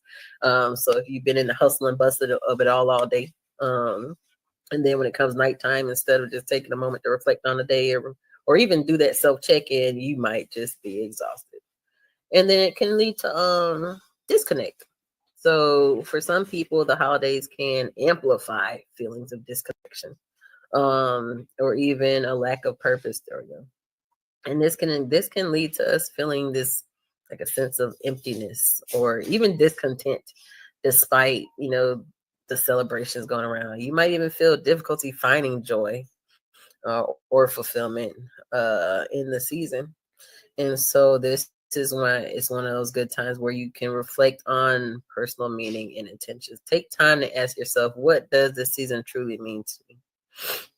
And you can explore what that is. So for some people, it might mean gratitude for life's blessing. It might be renewal and hope for the new year. Releasing things that have been going on, or new behaviors or thoughts or things like that, releasing them in preparation for the new year, or even deepening connection with loved ones. So you really have to ask yourself, what does this season truly mean to me? And then really that reflection will help you to align your actions with your values and help you to create a better sense of purpose. So you can write down one intention for the holidays and revisit it every day to help guide your decisions and focus. Or you can really just see where that personal meeting takes you and really explore that and lean into it. And so another aspect of that is to reconnect with those spiritual practices or rituals. So you can incorporate, once again, simple, meaningful rituals that really nourish your soul. And that could be whether you like attend a faith-based service or you just go to a gathering that really resonates with you, that on a spiritual level. You can light a candle like every evening, just as a moment and a symbol or reflection of like peace and a time for you to really just being yourself. Once again, like even how we mentioned earlier with the mindfulness and the breathing, you can light a candle every evening at a certain time. And that is just your moment to breathe and just be with yourself or reflect. You can meditate or pray for a few minutes daily just to help center yourself and ground yourself. Or you can create that gratitude or intention jar where, you can even get, if you live with people, you can get them involved, and you can just add notes of gratitude and intention into the jar. And most importantly, it's about creating a ritual, and rituals create sacred space and help anchor you into the present moment as well. Most importantly, it helps you stay connected to what matters most. So reconnect with those spiritual practices and rituals. And then I like to also include foster a sense of awe and wonder. I love moments that inspire me. Like seeking out moments that inspire awe and remind me of life's beauty and mystery. I absolutely love it. And that could be something like spending time in nature. Like you can, once again, depending on your temperature, you might take a walk through a forest. You might just go outside and watch the stars. If it's snowing where you are, you can just sit at the window and watch the snow fall. For me, I like to just sit there, like in my backyard. There's a lot of action with squirrels and things like that. So I just like to sit and watch the squirrels and the birds. And I just like stare, and it always fascinates me to see them, how they like, the squirrels are like running up these tall trees. And I'm just like, wow, like it is cold. But also that's a really tall tree and you're going like, phew. And it just amazes me how they do that, or even seeing the different birds that come around and I can hear them singing to each other, and it just fascinates me. And so for me, that inspires that awe and that one sense of wonder in me. And you can do this, like even reflecting on miracles that happen in everyday life. Like for example, that woman who had told me it's okay to smile. Like I was in awe. I also felt inspired by that, because it's like this random woman spoke to me and said it's okay to smile. And it made me smile on a day where I was feeling like, ugh, absolutely, like a smile was the last thing on my mind. Mm-hmm. But that moment was beautiful, and it inspired that sense of awe and wonder. Mm-hmm. So, yeah. I think that's awesome. Someone put in the chat, Cassondra, the intention jar is a wonderful idea. And I would just like to ask the audience, what are some of the miracles that you have experienced? Just share in the chat. What are some of the miracles when you stop and you pause with your intentional breath, and when you really get present in the moment? What are some of the miracles? We think miracles are sometimes something, boom, bang, boo, right? It has to be, whoa, Right. huge. And those are wonderful too, trust and believe. They are. But what are some of the miracles? How about the miracle of breath? Just being able to breathe. How about that? How about the miracle of getting up on your own two legs if you're able to do so? If you're not able to do so, someone had mentioned reminding myself of all the people who care for me and are rooting for me. So you might be disabled right now and you may have caregivers, but the fact that you have a caregiver, because there's some folks that don't, that's a miracle, the blessing. So if you can put in the chat, we would greatly appreciate it. And Cassondra, you go ahead and do what you do. No, I love it once again. And this is part of that, with that improving that well-being is the focus on and highlight these things, become aware and really start paying attention, because it happens a lot. It happens every day. The things that you give gratitude for.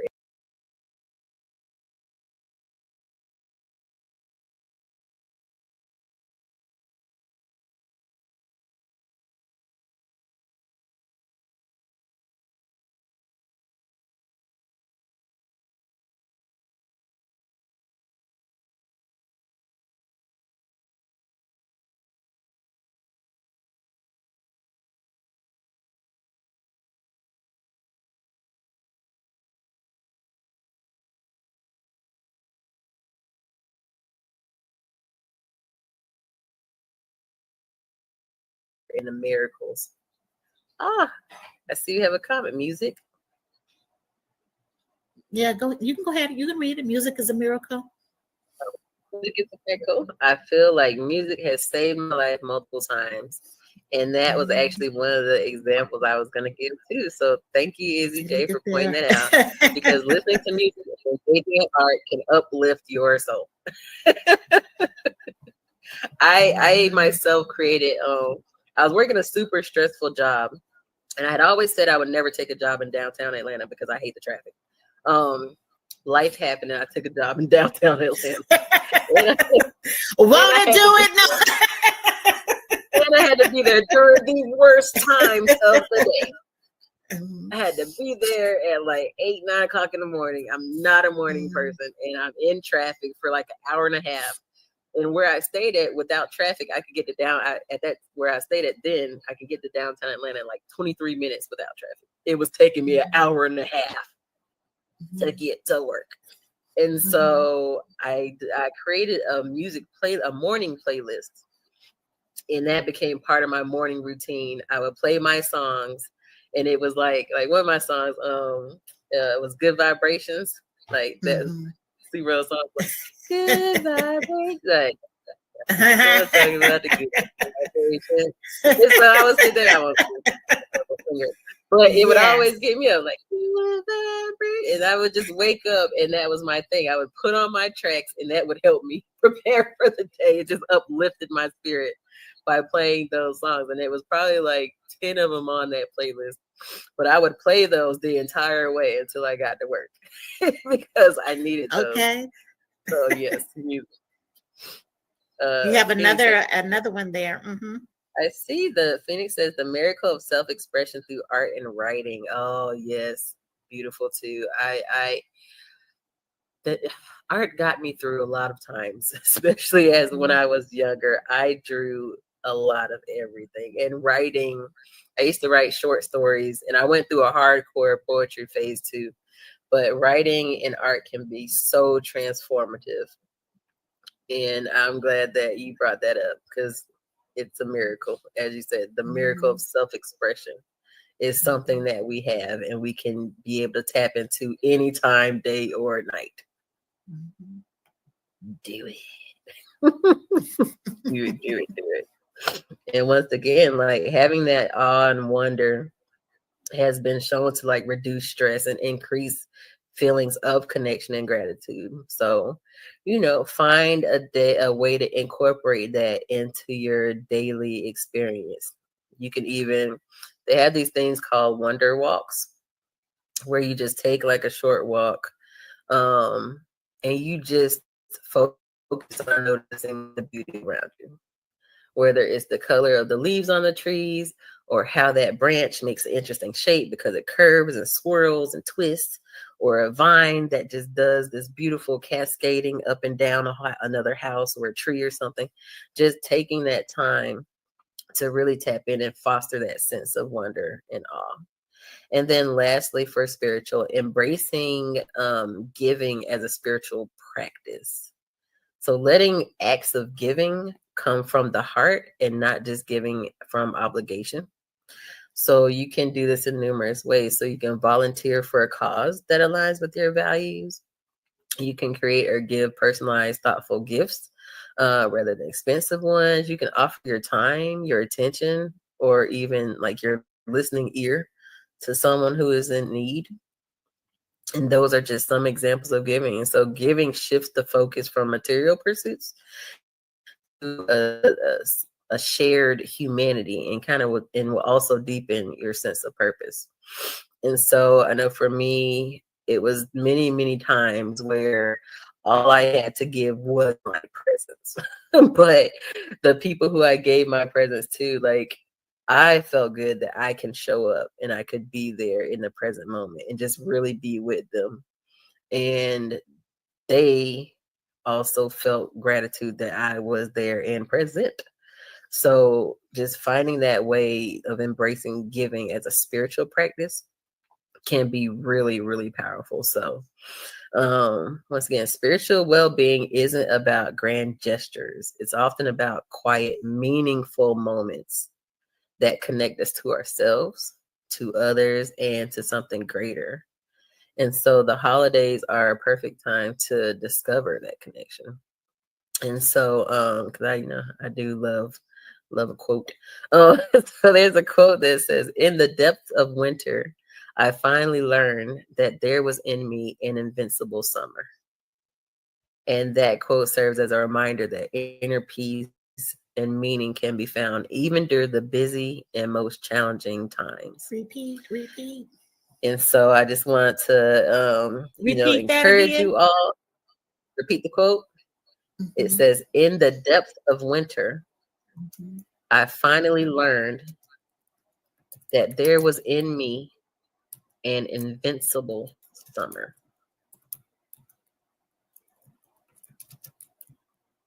The quote, right? Now, if I can spell invincible. Yes.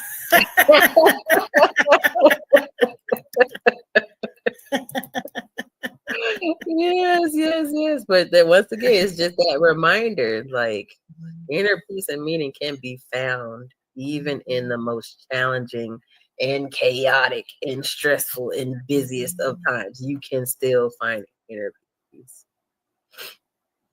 It's a beautiful thing. So I just encourage you all to just take one idea from today and put it into practice. Whether you're prioritizing your self-care, whether you're setting boundaries, where you're reflecting on your values and meaning, every small step counts. So definitely do it. And so, once again, another quote: "Happiness doesn't result from what we get, but from what we give." I like that too. From what we get. Yes, happiness doesn't result from what we get, but from what we give. That's awesome. That is, what makes that so profound is, I was sharing before you came on, one of the things I shared was those of us that do this kind of work, we do it from a space of giving because we know what it feels like to be in grief, sadness, loss, depression, lost in feelings and emotions and feeling like you're alone and lonely. We don't do this because we don't have nothing better to do. We do this because we know that in giving this, okay, we heal ourselves. We inspire ourselves. We uplift ourselves. So I agree with you wholeheartedly with that. My family, all of my family asked, "No, what are you doing and why?" Christmas Eve. Yeah. What are you doing? But I said somebody, I don't know who's going to log on, who's going to, but somebody, let me tell you that information you gave tonight, somebody, even after they see this later, this is going to help somebody. We saved somebody's life tonight. Yeah. I'm sure of it. Even if it was our own. How about that? Yes. It was our own. Yes. I'm there for that. So once Mhm. again, that's just it. So I hope that everyone who watched ends this with feeling inspired and feeling more equipped to create and embrace a season filled with joy, balance, and renewal. Because there's no time like the present. There's no time like the present to bring that into your life and to maintain it. So once again, I appreciate you allowing me to come and join the platform and hang with you good folks. Once Well, again, I appreciate you coming. Yeah. Yeah, not a problem. Like you said, I do this because I want to be that support. This is my gift. Once again, I'm giving a gift to everyone. I'm giving a gift to myself. This is meaning and purpose. All in one. So I appreciate the opportunity. Yeah, it's meaning and purpose magnified, and it's authentic. You can tell the passion there, and it's authentic. And I want to say thank you. Audience, are there any questions you want to ask Dr. Cassondra Jackson? Now, are there any questions? Any questions? Put it in the chat. What was said and stated for those of you that have been on the entire time? Anything that has been said that really resonated with you? We have one that says, "This was amazing. I send my gratitude to y'all." That's Izzy J. And that, look at that. I can't hide that comment. Look at that. Yes, gratitude. Beautiful. Gratitude. Is there anything that any questions that you have for Cassondra? Anything that was said? I don't know what's going on here. I hope you guys are not seeing a freeze on your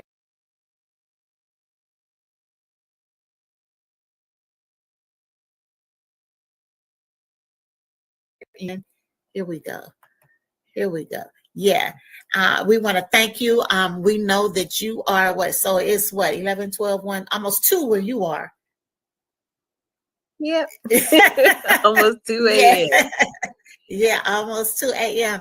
It says here, we have Phoenix says, wait a minute, let's see. She says, thank you so much for sharing so much positivity this Christmas. Yes, I have to agree. This Christmas, this season, yes, thank you for sharing it. Even if you don't, some don't celebrate it. If it's Kwanzaa, Hanukkah, or whatever it is you celebrate. This season is, we want to say thank you so much. And then Izzy said, also I want,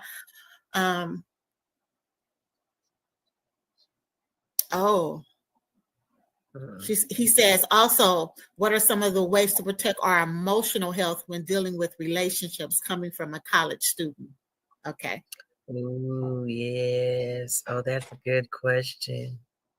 The first thing that comes to my mind is boundaries. Boundaries, but also knowing what is important to you. And that can go many ways. You have to know yourself and be aware of how you want to operate, how you want your relationship, how you want to exist in that relationship, whether it's a friend, whether it's something that's intimate. How do you want to be and what works for you? And that way, if you know those things, you can be able to set boundaries accordingly if you need to.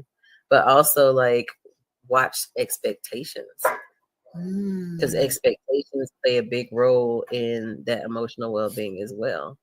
Because sometimes we expect things from people and they are just not capable. Like, they don't have a capable bone in their body for coming anywhere close to meeting those expectations. And we're like, no, you can do it. It's just simple. Do it. And it's like, they do not.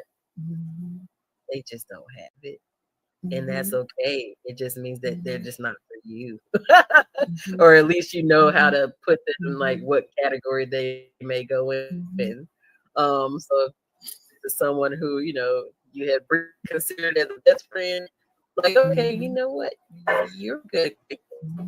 But like our needs and where I'm at and where you're at are completely different. Okay.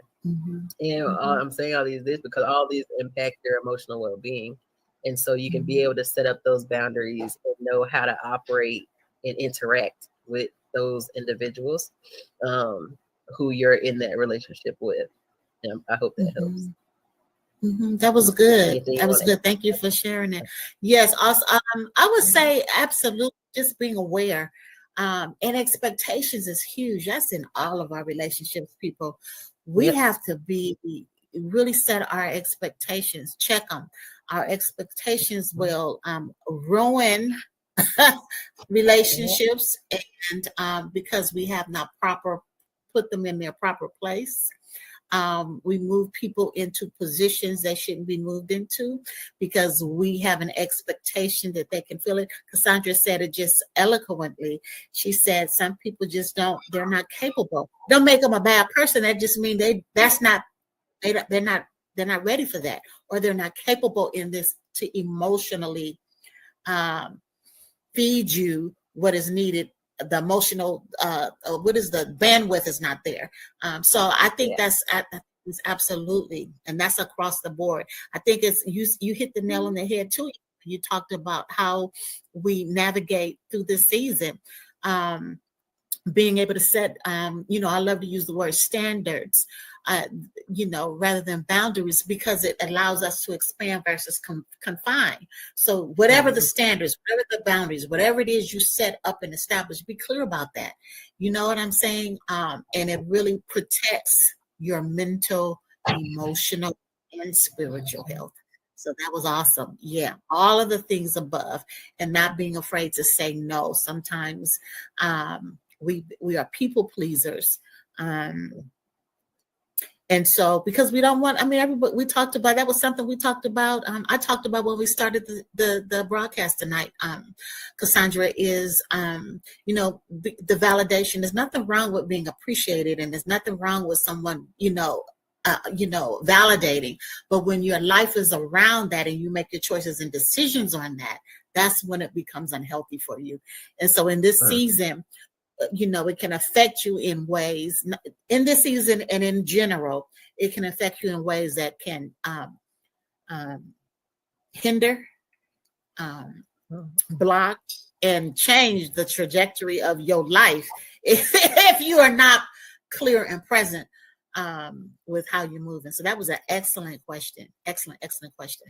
All right, Cassondra, I want to say thank you. You have been with us for about an hour and a half. I'm enjoying it. That's all you got? You ain't got nothing else? Well, we could do some talking now. we can do this. Hey. We can do this thing. I appreciate any other questions from the listening audience. Again, thank you. Thank you for liking. Thank you for stopping in. Thank you for being a part of our first online. We're calling it a marathon, and we're sure we're going to do it again in the future. And we want to say thank you. You have empowered, you have left inspiration to those that are in need. And we say thank you. Ashe. Ashe, and thank you. Enjoy the rest of your, I know you probably get ready to go to get you some rest, and enjoy your evening and your day tomorrow. Okay? Thanks. First order business. I'm going to get some water. Well, that part there. I drink that part. It's funny when you said that. I thought about my son, because I am really bad once I'm out doing working or whatever it is that I've been doing. But he used to say that to me all the time. Did you eat? Did you drink some water? And because I would be so exhausted, and I'm trying to figure out why I'm so exhausted. I ain't had no water. No. Yeah, have to nourish that body. You have to. It's important. It's imperative. So absolutely. Thank you. Thank you, my lady. And we will see you next time. Thank you. Very Appreciate you. well. See you then. Peace. All righty. I want to say thank you guys for tuning in tonight. We appreciate you. This is our first live stream where we are here bridging the gap beyond hope solutions, bringing the bridging the gap beyond solutions and leaving you in the space of inspiration. And we want to say thank you to Cassondra. She left a lot of information that will uplift our spirits if we apply it. This is the other key, y'all. You got to apply the stuff, because if you don't know just one thing, you ain't got to do it all. Even take one of the items that was talked about tonight that resonated with you and start implementing it into your life immediately, and you start equipping yourself, so when you have those moments, those times, those seasons when you're feeling a little upsy-turvsy, down, or whatever the case may be, you are ready for it. So what we're going to do right now, we have a video that we're going to show you. So hold your horses, don't go nowhere. Make sure you subscribe, share, and like. And this is from our very own Dr. Gentry, Earline Gentry. She did our support group one of this year on caregiver support, and it was an awesome session. So I want to share that this is for the caregivers and for those that may be needing some assistance and help. Here we go. We got a video for you right here.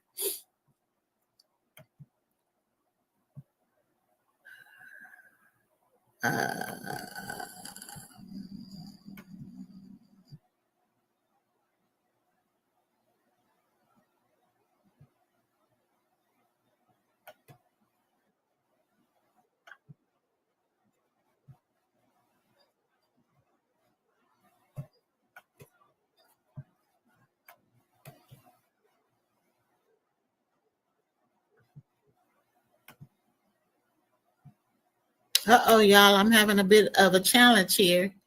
All right, there it is. Okay, there we go. Here we go. Here you go. Moment. Praise him however you praise him. It may not be through song. It may just simply by crying out or a word of prayer, maybe just sitting silently and just being still and know that he is God and that he will take you through anything. I prayed for patience. I prayed for compassion. I prayed for empathy. Empathy is simply allowing myself to be mentally switch myself into my husband's role, to understand how he felt, to understand how some of the reactions that I felt from him. Sometimes I felt frustrated. Sometimes I felt unappreciated. But then God reminded me, when you pray, he will open up your mind and allow you to really understand, why is this person responding to me like that? When I think about it, I thought about my husband being the head of this household. He was a good provider, and he always did everything. I didn't have to depend on him to even put gas in my car. So when the roles switched, that was devastating to him. That was devastating. I had to open the door for him. Sometimes I would walk ahead of him, and I remembered I had to slow down because he couldn't walk as fast anymore. Why? Because he had a triple bypass. Later on years, he had a stroke. And all of that, he still fought to live because of the love we both had for each other. So I was willing to do whatever it took to keep him going, to encourage him. I used to take him to the Carson Community Stroke Center every day, take him to the Stroke Center so that he could play chair volleyball and be with other people like himself, because that's what encouraged him. And I really, really appreciated all the love and support that I received, not only my husband received, but that I received when he attended the Stroke Center. So you see, when I think about all the things that I went through, it's nothing compared to what he went through. So that's really how I was able to funnel through all of that. And then when I think about caring for my mother, who lived with me for several years, I think about maybe 15, 18 years, she lived here with us. And both my husband and my mother passed away in the same year. My husband passed away in April of 2017. My mother 3 months later in July of 2017. But the reason I want to tell you it's so important to have a relationship with God.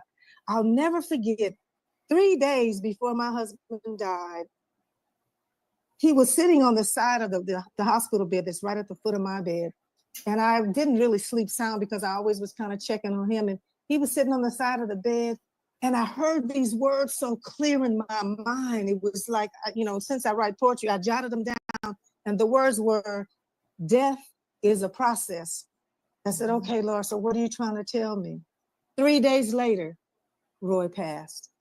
So you see, God prepared me, and he'll do the same for you no matter what you're going through in life.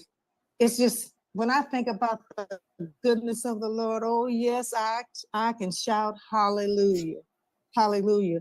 And when I think about during that same time in 2014, I hope I'm not going too fast. My daughter, LaShawn, came to live with me because she had some mental issues. And it was like I was in a dream that I wanted to get out of, but yet I knew that I needed to be there for all three of them. And I see that God got me through it all. And I still have my daughter with me right now. And I'm just thanking God. I thank God every day for the breath of life, and to know that we can do all things through Christ that strengthens us. And as I say before, when you kind of think in terms of, if you're caring for someone, it could be a loved one, it could be a total stranger, but always take the time to find yourself in their mindset. What did they used to do? What was their background? How did they survive before these things, whatever health issues they may have, that got them to have to shed their independence and to be dependent on someone else? That's not easy. It is not easy. So you just have to understand what it takes to be able to handle life as it's given to you. And I'll tell you, I wouldn't change anything for the world. And one of the things that helped me so much, as I said earlier, was prayer, praise, and worship. And because God has given me the gift of poetry, I always have journaled. So I journal. And I'm trying to write a book. Been writing it for ever since the time that, these things start happening to me. And by the grace of God, and talking to Iris, she's been encouraging me, and we're going to get this done. And so yes. I'm thanking God for his grace and his mercy. And I don't want to take over this whole time, but I just want you to know that God works miracles. He really does. And when you think about God has that power, he's given us that authority to use his power through us and to work through us in so many ways. And the last thing I will share with you is this last scripture, because I'm telling you, if you feed on his word, in other words, you know how you eat every day, you might snack, you might eat a balanced meal or whatever, but one of those meals should be found in the word of God, because it is a lamp unto your feet and a light to your path, and only what you do for Christ will last. And so the last thing I'm gonna read to you, I guess you can kind of say it's a benediction. It's also in Ephesians, and it's verses 20 and 21. And it simply says, now to him who is able to do exceedingly abundantly above all that we ask or think, according to the power that works in us. That's you and me. To him be glory in the church by Christ Jesus for all generations, forever and ever. Amen. Amen. Awesome. Amen. Awesome. Thank you so much for sharing that. Can you give that first scripture? It was not recording, and I thought it was, so I apologize for that. But what was the first scripture that you gave when you started? Okay, that was Ephesians chapter 2, verse 10. And it says, for we are his workmanship, created in Christ Jesus to do what? Good works, which God prepared beforehand that we should walk in them. In other words, you can't have faith without works. They go together. They go together. Just like we fold our hands in prayer. And I thank you for this time. Iris, I thank you, I thank you, I thank you, and God bless everybody on this line. And know that you can make it. You don't have to fake it, you can make it because God is on the throne. And he tells us that we can go to a place in the time of need and receive his abundant care and love in all that we need. Thank you. Thank you. Thank you for sharing. Thank you. We appreciate it. You guys can send up an emoji. Thank you. We appreciate that. Leave a thank you in the chat. You said some really powerful things in your share, and I want to capture. And then if you have any questions, don't hesitate to put it in the chat as well, and I'll ask the question for you. But one of the things you said about caregiving is understanding purpose.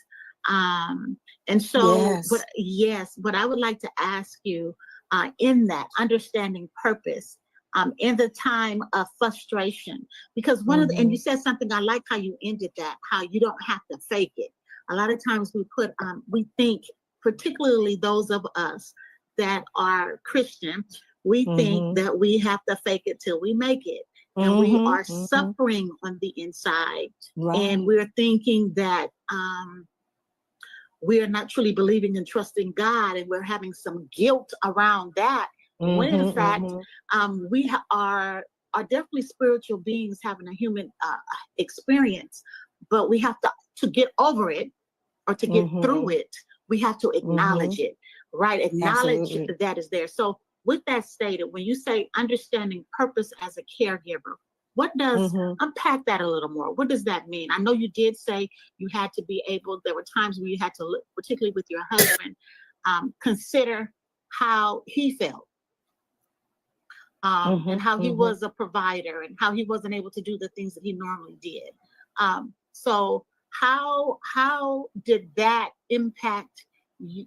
How did that define, or how did understanding your purpose help you in that process of empathy? Well, I guess in more ways than one, when you think about marriage as a whole, and all the things that we were able to do prior to him getting ill, and you know, and I'll have to share this with you. I'll never forget one of my class reunions. They had asked my husband, they asked me if I was on the committee, and they asked me if my husband would sing and be a part of the entertainment. And so he said no. So it was during the time that it was his 50th birthday. So I was going to surprise him. I went over to my brother's house to learn how to sing this song for him on his birthday as a special tribute that was printed in the program. So long story short, I sang the song, and they asked him, "Are you Earline outdo you?" He says no. So they make me sit down in the middle of the dance floor, and he sung "I Bet You by Golly Wow" to me. So when I think about my purpose, I think that if the roles were reversed, he would have did the same for me. And so I knew that my purpose in life, as I became his wife and the mother of his children, was to take care of him as he took care of me, and to take care of our children. So when the roles reversed, that still meant that if he couldn't take care of me, I had to take care of us both. Awesome. Awesome. Like that. So pretty much you taking the leap of taking on the role of going out before him, encourage him to step out beyond his what he was uncomfortable with. Yes. Because you know what, Iris, I'll never forget during the time when he was in rehab at Long Beach Memorial. And there were times when I tried to encourage him, because he really had a really good singing voice. But when he had his stroke, he would not sing. Because they were telling him that stroke survivors, if you sing, it helps you. I couldn't get him to do it. So anyway, the guy that was over that part of the speech, he asked me to help him with the singing. So one time, you know, we did Tina Turner. So I was Proud Mary. So what I'm saying, I was trying my best, however I could, to encourage him to know that I would do whatever it took to get him to the place where he needed to be in his recovery. Awesome. All righty. So you mentioned cheerful obedience. What does that mean? Especially with sometimes depending on the whatever the care is, or let me rephrase that. Depending on, let me say it like this. I know when I watched my loved ones, my mom, my grandmother health deteriorate, I was not sure, it didn't feel good. I know. Well, this is what I can tell you, and you're gonna probably laugh. Sometimes you can, like they say, you can turn a mess into a miracle. I remember, especially because a lot of times my husband always wanted something to eat that he shouldn't be eating, or wanted more that he already had. They always do, right? Right, always do that. So anyway, he wanted something. I said, "Oh, honey, I'm sorry, but I've already given you that, and you don't need it anymore." So now, as long as we've been married, he's never cursed me. We've never had a fight. We've argued, but we've never had no blows. No blows was ever hit this face. But anyway, he kind of lifted his hand, like I said, "Oh, so you."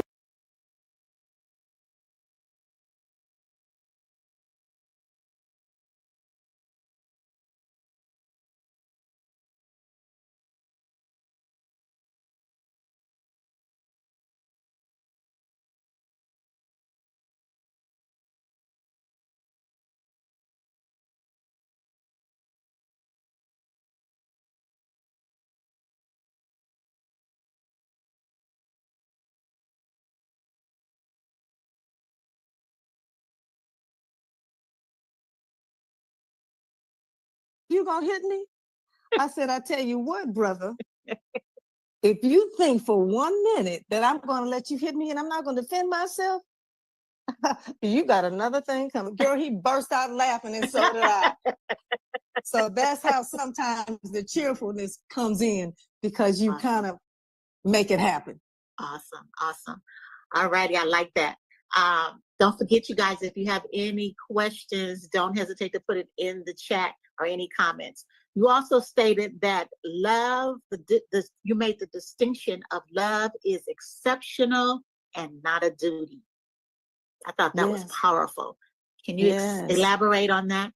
Oh, yes, because God gives us that unconditional love. And when you have a relationship with God, you can really feel and feed into what that unconditional love really signifies. The meaning of unconditional love means I will be there, just like by the grace of God through Jesus Christ. He said that he would be there with us even to the ends of the earth. So how did you deal with the stress of, I didn't mean to cut you off, but let me ask you, in the context of all of that, you were taking care of your husband, your mother, you said was 95 years old, and your daughter. And I know you mentioned a mental health. Do you want to say what the mental health issue is? The only reason I ask is because I know I have people that will listen to this that have had the same challenge that your daughter had. Right. They said it was sort of like a breakdown, a stressful breakdown, but she was diagnosed as affective schizophrenia. Okay. But I think but then one of the doctors that did treat her, he said that it was severe depression. He named it severe depression. And so by her, and I prayed and I prayed and I prayed, and I'm telling you, prayer changes things. I asked God to open up a door for her, not to make it easier on me, but so that for herself and she has 4 sons. And I wanted to make sure that her legacy would not be left in such a state where she wasn't able to enjoy her children, graduate from college. She's able to see 3 of her sons graduate from college. She's now a grandmother. And so what happened was I kept praying. So she gets what they call ECTs. And she's only gets them now for maintenance purposes. And it's electroconvulsive therapy. And you would be amazed of the drastic difference that it made in not only her life and the lives of her son and us as a family. And I thank God every day, even through the trials and tribulations that I faced. And sometimes I would cry, I couldn't sleep sometimes, but prayer got me through. Prayer and Prayer got friends you. Would you say? Let me ask you this: would you say my prayer family, not? Would you also say prayer not only got you through, but it opened up the door to get the help that was and the support that was needed?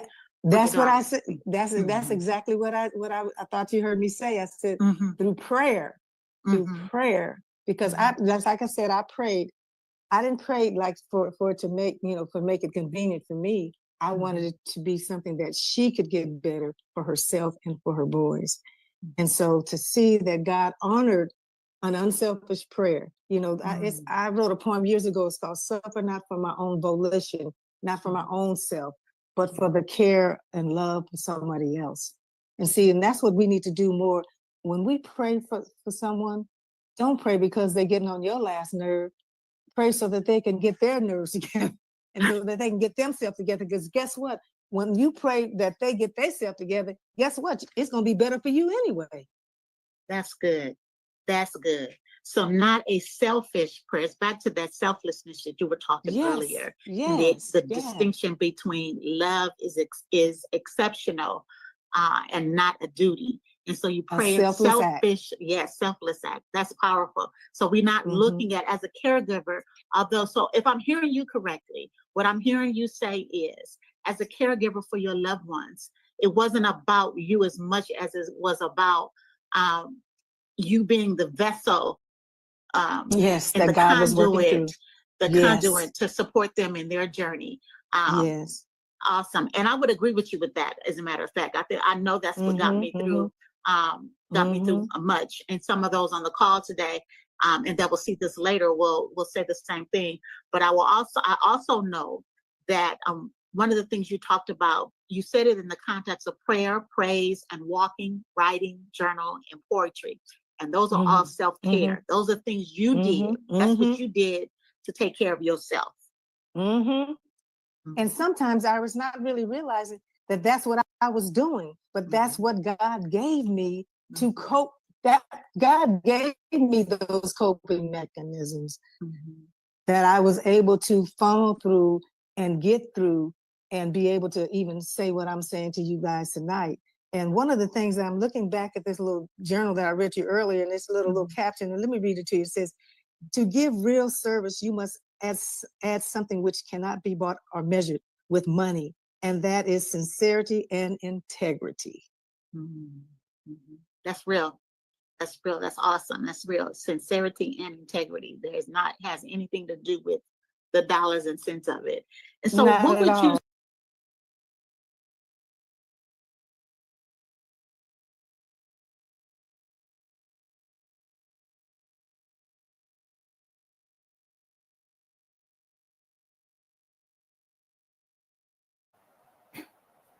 Oops, I was muted. I just want to ask you guys, what are, in listening to Dr. Earline Gentry up to this point, talking about caregiving, what are some of the coping, if you're a caregiver, or maybe you're one that is being cared for, what are some of the coping skills you want to put in the chat? What are some of the coping skills that you use? She talked about journaling, writing, walking, poetry, and even earlier in our previous session, journaling came up. I'm a journaler. I like journaling and writing, and you can do the audible voice journaling now on our phones. We can do it that way. So what are some of the coping skills? If you don't mind putting that and sharing that in the chat, and let some of the other, because what I have found is when you share what you do, or even if you're not sure, but when you share what you do, some of the things that you are utilizing to cope, it can help serve someone else. And if it is not healthy coping, because we do have some unhealthy coping skills sometimes. So don't forget to subscribe and like, by the way. Don't forget to subscribe to our channel and like. We greatly appreciate it. But if you have unhealthy, so overeating, excessive sugar, excessive coffee, excessive TV watching, anything that we do in excess becomes unhealthy. And so what can we do to kind of offset it and balance it? Anything we want to put in the chat. Walking is a good one. I love to walk. I like to walk my dog. I don't get to walk the beach like I used to because I'm not close to the beach anymore. But I do get out and walk. You know what? Another for me right now, because of where I am, as I am recouping and healing in my physical body, is stretching, being able to stretch, coping. We talk about breath work, breathing. So this stretch right here, I'm moving like that because it's pulling. Yes, pulling. It says, we have one here. Let's see. I went from saying I have to take loved one to their appointment. Now I say I get to take the loved one to their appointment. Yes, shifting and changing our perspective. That's awesome. It's funny that you say that, Valerie, because Cassondra, that was on earlier, she talked about that, shifting our perception and how we perceive and how we look at things. We get to change the narrative. We get to shift and change the story. Izzy J said drawing is how he copes. And let me tell you, he's a good artist too. He's very good at what he does. Shifting our perspective, how we see it. I like to say, I don't complain. I'm grateful. No matter what's going on, I'm great. I can feel the pain. Thank God, because some people can't feel the pain. So I'm grateful that I feel the pain. Some people, don't have the sense or the feelings of their emotions. So I'm grateful for my emotions. I'm grateful that I get to the opportunity to learn how to balance and to where I'm grateful for the mistakes because there are opportunities for me to learn and grow. So shifting our perspective. Awesome. All righty.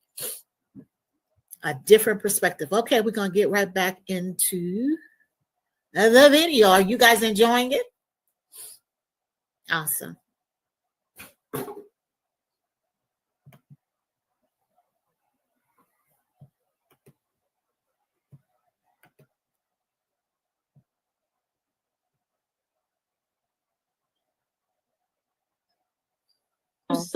What would you say then? I'm gonna come back to that one about the money part of it. You also, since it presented itself, what would you say to the caregiver who is challenged in the area of financing, meaning that all the needs are not being met, or support system, nursing systems, and all those things that are needed to care for their loved one? What would you say? And they have the burden of both caring, working, feeding, and all of that. Let me tell you about that. When Roy first had his triple bypass, I was still working for the Auto Club, working in claims, dealing with the public every single day. During the time he had his triple bypass, because we both worked, he was not entitled to a caregiver. The caregiver was me. So during the time he was here at home, convalescing with triple bypass, he got shingles. So that coupled with shingles. So I'm at work and I'm saying, Lord, how can I, and I always would pray when I sit at my desk, because my motto was treat people the way I wanted to be treated. So I could not take what was happening at home to work. So sometimes I didn't hardly get sleep. So I said, Lord, something's got to happen. Something's got to happen for me. So I funneled through that by the grace of God, because I knew that all the weight was on me, other than having, like my son and my daughters, to pick up a few things here and there. But actually, like I told my husband, one of the things that we both really, that as a couple, we really had to understand, he had me to take care of him. No one else would take care of him like I did. I don't care if it's your daughters or your sons or what, it's just not happening.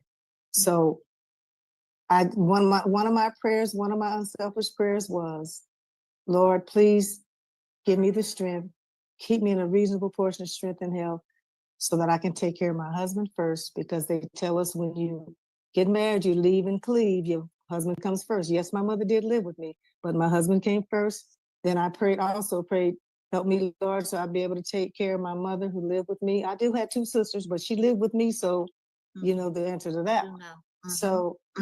So God got me through it. That's all I can tell you. He got me through. But for those of you, just like, for example, with my daughter, LaShawn, when she first started having what was going on with her, and she had a social worker, and he would come to the house sometimes, and I never get, one day he came here, he said, Earline, he said, Miss Gentry, he said, are you getting anything for taking care of your daughter? I said, no. He said, well, you should. I said, I don't want to bother with that.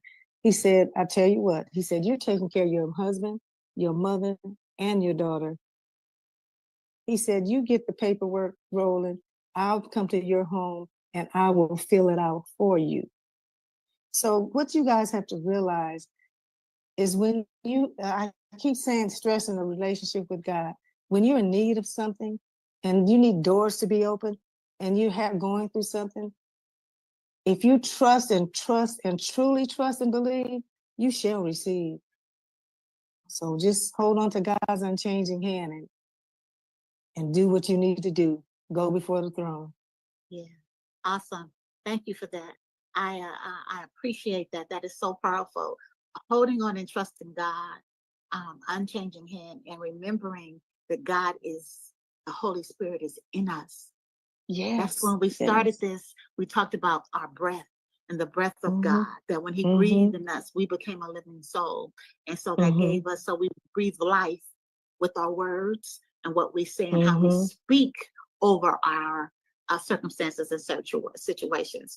Even in the midst of frustration, I know I often, even to this day, when I'm going through a challenge, and I have, I'm human. I like to say I'm human. I'm a spiritual being, but sometimes I have real human moments, and I don't think real human moments. And so, and I may have a moment, and then I'll say, but God is still good. God is still faithful. God is still directing my path. He is still, I'm still favored by God.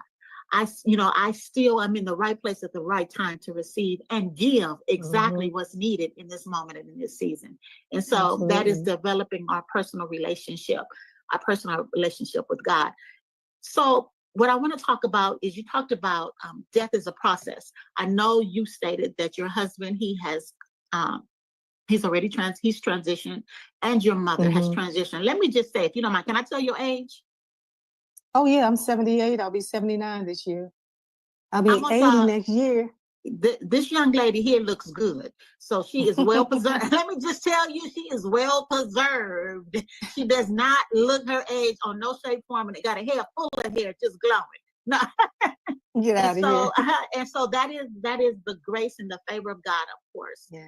That is learning how to self-care. You talked about how even sometimes when you felt guilty, you still would walk around and allow just the freshness of outdoors to kind of hit your face and rejuvenate you and give you what you needed. Yes, and then it says, my mom, who was that? Let's see, let me look and see what that's my daughter, Celia. Oh, awesome. Advocate for everyone she cared for. That is so important when seeking resources and care. Yes, it's so important. Yes. Thank you for sharing that. It's so important that you have the right people to advocate for you and support for you. Awesome. Thank you for sharing that. That's her daughter talking. So I want you to talk about, you mentioned the death process. And one thing I know for certain in caregiving,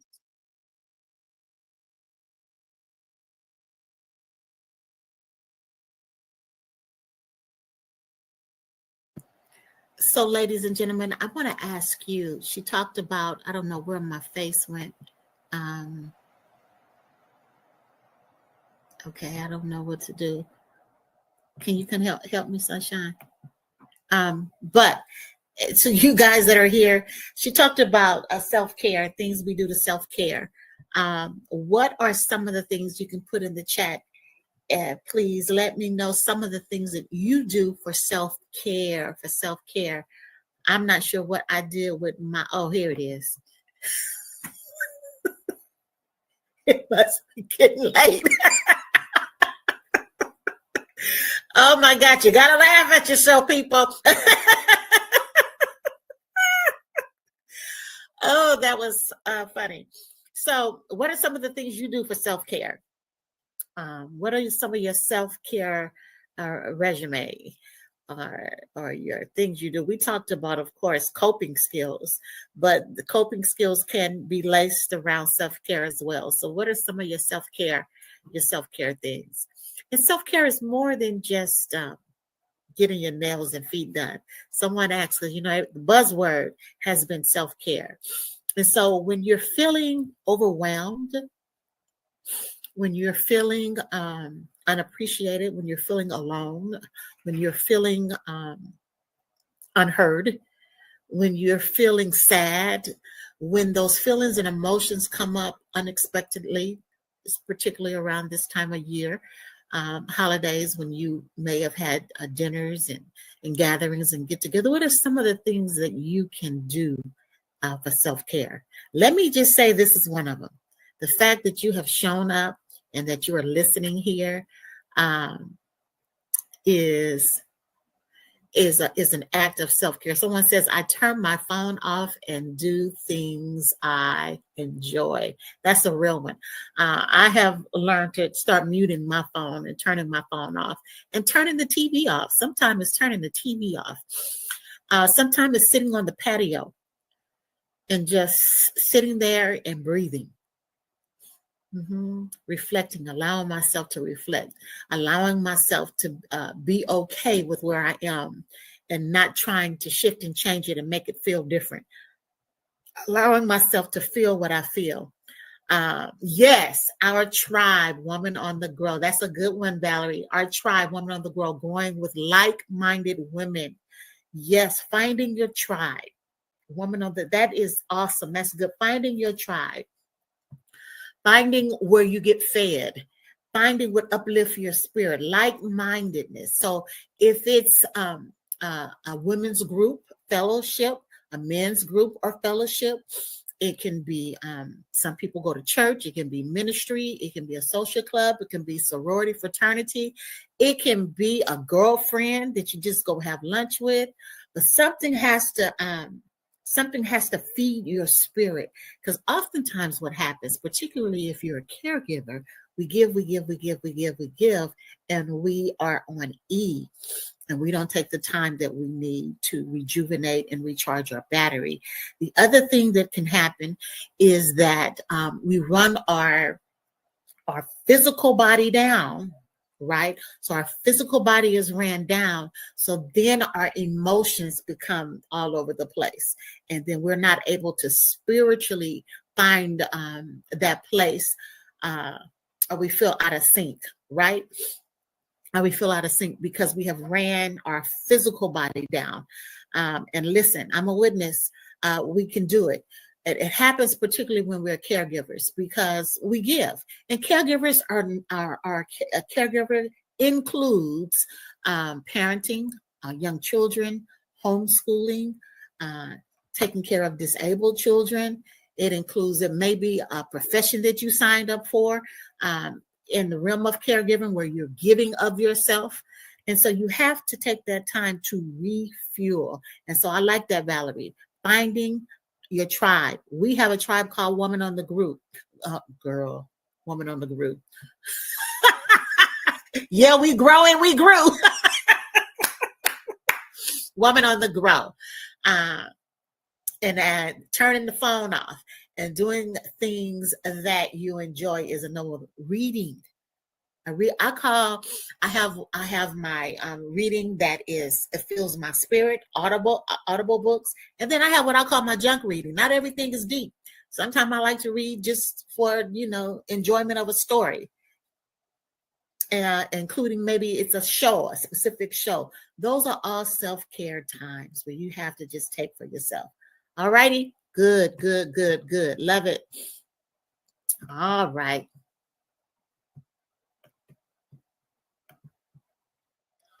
In caregiving, not all caregiving ends with the healing on this side. Right. And I know for myself, that was one of the toughest lessons that I had to embrace and learn. That the healing happened, but it didn't happen the way I had envisioned or thought, and the way I believed I was trusting God to heal.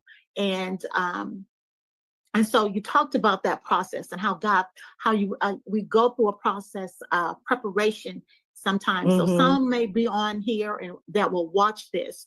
And in our caregiver, we talk about the stages of grief and we talk about the process, but to hear from another person how you process that and God prepared your heart for that transition. And I have to say, before you even start, I want to say this. I know God prepared me. My heart was prepared on both of the transitions. With my mother, my grandmother. Only one I wasn't really prepared for was my father. Wasn't prepared for that at all. I didn't see that one coming, but I wasn't caregiving for him either. But when as I caregiver to my mother and my grandmother, I saw and I knew in my heart things I started doing. I remember I would sleep on the floor, and and you can share as I lead this story. I would sleep on the floor. I had a pallet that I had on the side. She had we had moved bed out, and I had a medical bed in the room for her. And I would sleep on the pallet. I had a pallet that I had on the side of the floor, on her bed, and that's where I would sleep because I didn't want to not hear her if she needed me, and etc. Right. And I remember that at the time, it was the weirdest things. Ants came into the room. Ants came in the room. And I had to get up off the floor. And I was so upset because I didn't understand, like, where did this come from? Why am I now having to not? So I had situated where I was still in the room, but not able to lay. And then eventually I had the, what you call the monitor at the time. This was some years, it was a baby monitor that we had. And I had it in the room anyway, but I had the monitor. And what I started doing was sleeping in the living room on the sofa. And so what had started, what began to happen for me at that time is God was beginning to prepare my heart for the, her exiting. And for me getting, it took me a minute to get comfortable with the fact she wasn't there, but to get comfortable with the transition. So I want to ask you, you mentioned death process and the God prepared your heart for it. Can you share a little more with us? Because first of all, what we have to understand is that when Roy was put on hospice, just that word, it's a scary word. Yes. Hospice simply means that you're going to be dealing with death. And so, but you don't know when. So that's called anticipatory grief. Is what I went through. When is it going to happen? Why is it going to happen? How come it's not different? I've prayed, I've cried, but the key was always in the back of my mind. Whenever you pray, like I said, I'm not pray an unselfish prayer, not my will, but God's will. So when that night, on the 3rd of April, in the wee hours of the morning, when God revealed to me that death was a process, I knew that spiritually, God was preparing me to be able to handle whatever was to come next. And there was a time in my life, in my younger years, when I felt like I couldn't make no decisions or do anything without Roy. Because we did it together, I felt like I was not capable of doing things by myself. But because of all the years, the 50 plus years that we were married, God showed me how much we taught each other. We taught each other. So by him giving me the confidence in my weaknesses and me giving him the confidence in whatever he might have felt weak in, that's what made us whole. And so I really believe that that's why I was able to handle everything. And I didn't even think I was going to be able to handle putting a funeral together and all this kind of stuff. But it seemed like everything that I needed to do, people that I needed to call, whatever steps I needed to take, it just seemed like God was just waving a wand, telling me what I needed to do. And so that's all I can tell you about that, is that I sat on the side of the bed for the longest time when God told me that death was a process. So I knew that by him telling me that, and so clearly, that it was going to be soon. So that next day, I'll never forget, I fixed Roy breakfast, and he said, "Are we going to the stroke center today?" I said, "Yeah." So then I finally had a lady, since he was on hospice, she came and gave him a shower, but she said, "Something's wrong with Roy. You know, something's wrong." And so we helped him get out of the shower, and he never said another word. But one of the last things that he said to me was, "It's okay." And that's like my mother, when she passed away on the 18th of July. I set her up, I was cleaning her up, and she was kind of sitting on the closed little portable toilet in her room. And her head dropped. And I said, "Mama, you okay?" She said, "I'm all right." So it's almost like they said the same thing. And then when she did that, she never lifted her head again, you know, and I immediately called 911. And so they rushed her to the hospital and all of that. But I had to wait for one of my sisters to get here. And I would actually tell you, I was frustrated because I didn't want to wait. I wanted to follow the ambulance, but God reassured me, because I tell you, God speaks to me. I'm telling you, when that happened to her in my home, God said, "She's not coming back." So I experienced her leaving here. So when she went to the hospital and they made the announcement, she was already gone. So I think and for me, it was a privilege and an honor to care for both of them. And if I die today or tomorrow, it is well with my soul. It really Thank you is. so much. Yes, awesome.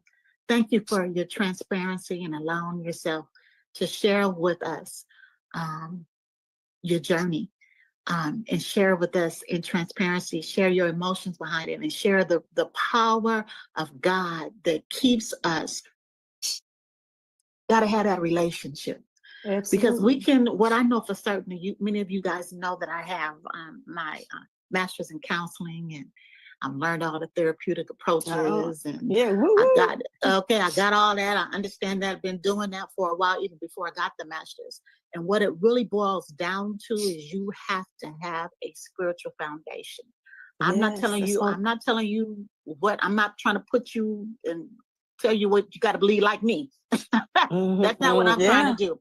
But what I am saying to you, you have to have a spiritual foundation. I remember my grandmother saying before she left here, she said, the difference in the generations now than before is that there was a spiritual foundation. No matter where you went to church or what it is you believed, even if it was a Muslim or you know, whatever, a Catholic, or you had a foundation, you had a point that you went to and that sustained you. And so what I know after being in this world and experiencing many things as you, that you have to have a spiritual foundation, period. You have to believe in something greater than you, and then you've got to also know that it is in you, so that it can direct your path. So I appreciate you sharing that. Are there any questions, comments from the audience that you have right now? Anything you want to share? Anything at all you want to share? Thank you for sharing that. Awesome. Thank you. It's funny you said sincerity, and I didn't catch the second one either. What? I don't know if you remember what is it? Sincerity and what?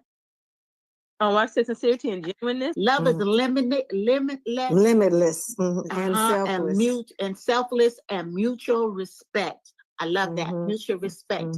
And then you also need to have an advocate for you. The caregiver needs an advocate to remind them, to remind us to take care. Yes. Was someone else wanted to say something? I just want to say something. There's more similarities than differences when we talk about the journey of being a caregiver. And the purpose of this group, we meet every second Thursday of the month. And the purpose of the group is to give the caregiver space to hear others and to know that they're not alone.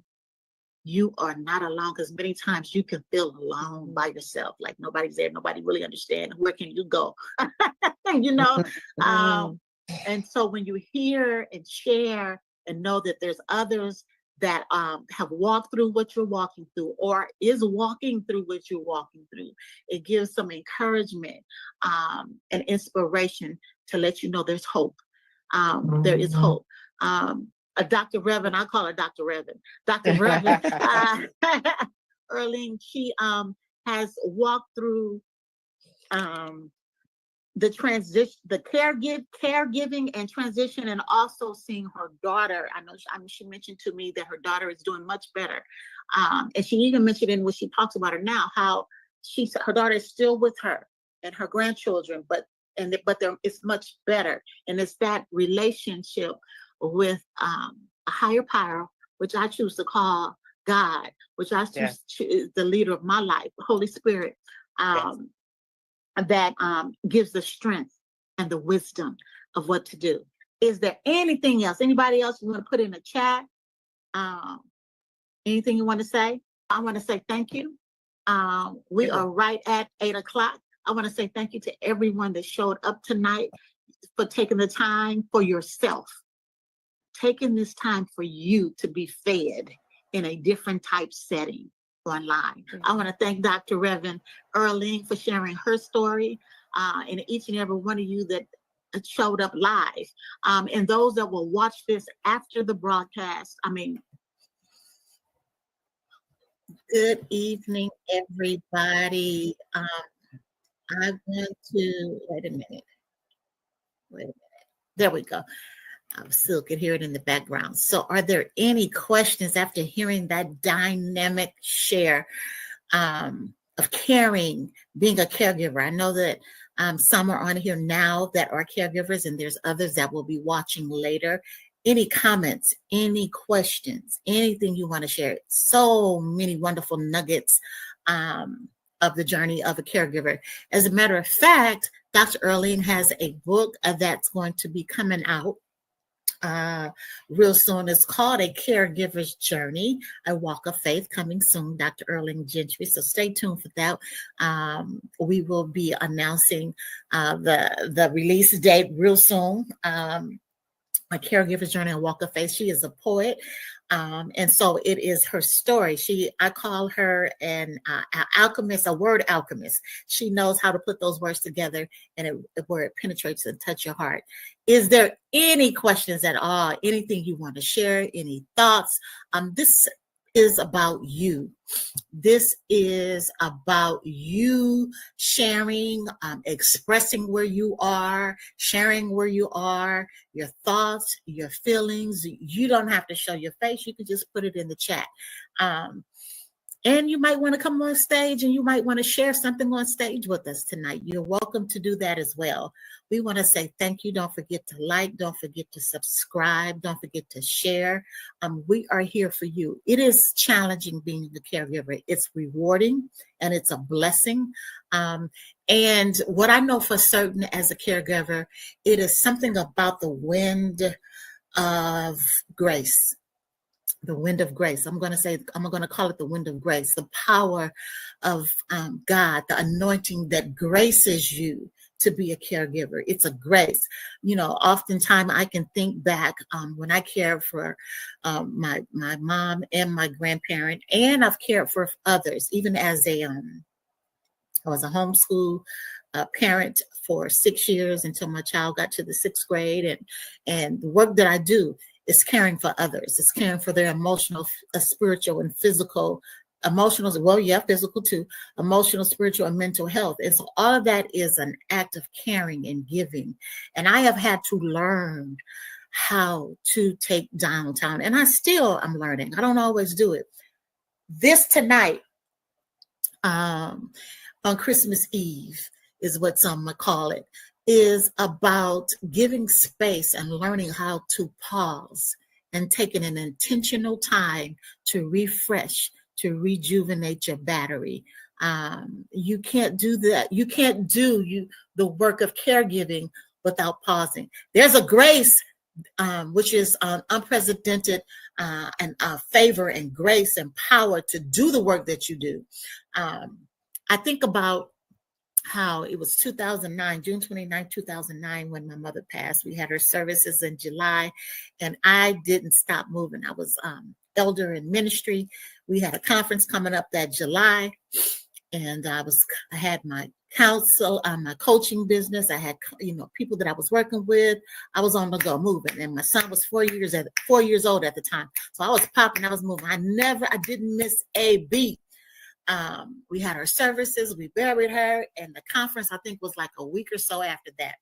And I didn't miss a beat. It wasn't until this time of year in 2009 that I laid across the bed, and I laid there, and it hit me in a way. I felt the loss, and I mourned, but I stopped. I paused. The activities, the going, the doing. Sometimes we go, we do, we go, and we keep ourselves busy so we don't have to deal with and feel. And I remember laying across the bed, and I just wept. And I wept, and I felt, what was, why, what was going on, and what I was feeling, and etc. And hey, beautiful. And what I learned in that moment, what I've learned since that time, is that we have to take the time to lament, to mourn. We can't stay there, okay? But whatever that journey is, and getting to that space of healing and wholeness, is the journey. And you can push it out so that you don't experience it, so that you don't deal with it. But at some point in time, you got to deal with it. So I'm saying all that. I don't know who I said that for. I don't know who. Somebody here needed to hear that. Be patient with yourself. She talked about, I thought, that anticipatory grief. And I can think about how there were several weekends, even with my grandmother, there were several weekends. They just knew this is it, this is it, this is it. But it wasn't. It wasn't it. And then when it happened, we knew it was going to happen, but there's still some adjusting that you have to go through. Now, it's not everybody's story, but it's somebody's story. And you have witnesses here today to let you know that you can get through it. Be patient with yourself, be loving with yourself, be kind with yourself. You may even be dealing with the fact that you're an empty nester. That is an act of caregiver. And now your children are not home with you anymore. They may be married with their own families and children. They may have gone away from school and back, but I'm talking about the ones that your children are not there. There are some parents on here tonight. I hear you, Holy Spirit. There are parents that are on here tonight that are missing children that are incarcerated. That is a different kind of sadness and grief. You were a caregiver. You are the one who provided and took care of your children. And they may be in situations where they're not able to be in your presence right now. And it's hitting you in a different kind of way. And so I want to extend to you that it is okay to feel what you are feeling, and to know that you can get over it. It's not a bad thing. Embrace it in its totality. All righty, embrace it. Any comments? Anybody have anything they want to share in the chat? Let us know what you're thinking, what you're feeling. We want to thank you for stopping into our marathon this Christmas Eve. The intention is to give you space to feed your spirit, and to lift your spirit in a way that you may not have been ordinary to do so.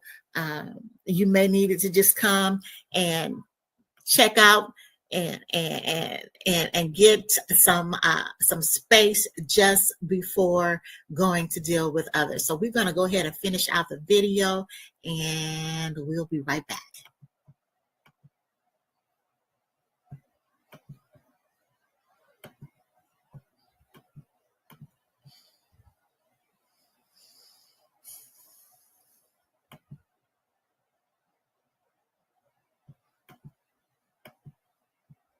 And so if you want to reach out to her direct, you want her to have prayer with you direct, I don't think she'll have a problem with that, but I'm going to ask that she take us out in prayer. And I want to thank everybody again. Don't forget to pause. Many times if we just pause, inhale and exhale. Notice that also, I'm going to turn to the side so you can see me. When I'm inhaling, it's coming in my chest. I'm not pulling back. So I'm allowing my chest to get full oxygen. Okay? And exhale. See that? Mm-hmm. When we do like that, oftentimes it's causing our breath to short circuit. So just remember that, the power of your breath. Okay, Dr. Reverend, you want to take us out in prayer? Okay. I'm sorry, my phone was telling me that my battery was getting low, but I'm gonna pray. Okay, hold on. I'll just leave it alone. Dear Heavenly Father, I just want to thank you for this privilege and this honor to be able to speak to people tonight and to encourage other caregivers that this journey can be hard sometimes, but it makes it a little easier when we have you on our side, Lord. You said, cast your cares upon me because you care for us all, Lord. I just want to thank you for Iris for having this ministry of caregiving, Lord. She has been so beneficial and so kind and so giving to me as a caregiver. And so I encourage anyone that is a caregiver or anyone that just needs care in other ways, Lord, that you would just let them know that they are never alone.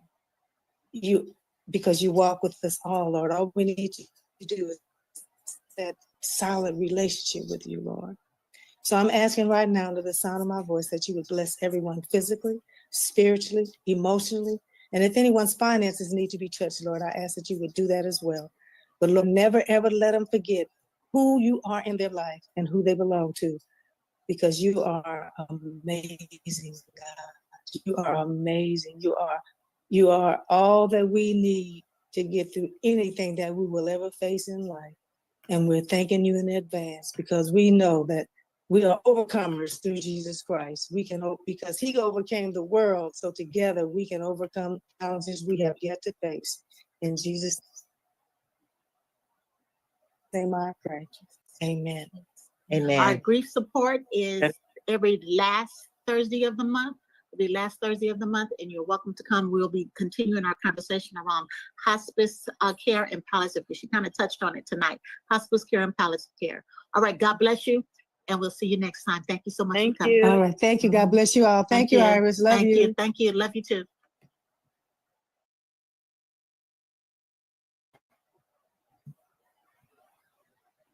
All righty then. Thank you, ladies and gentlemen.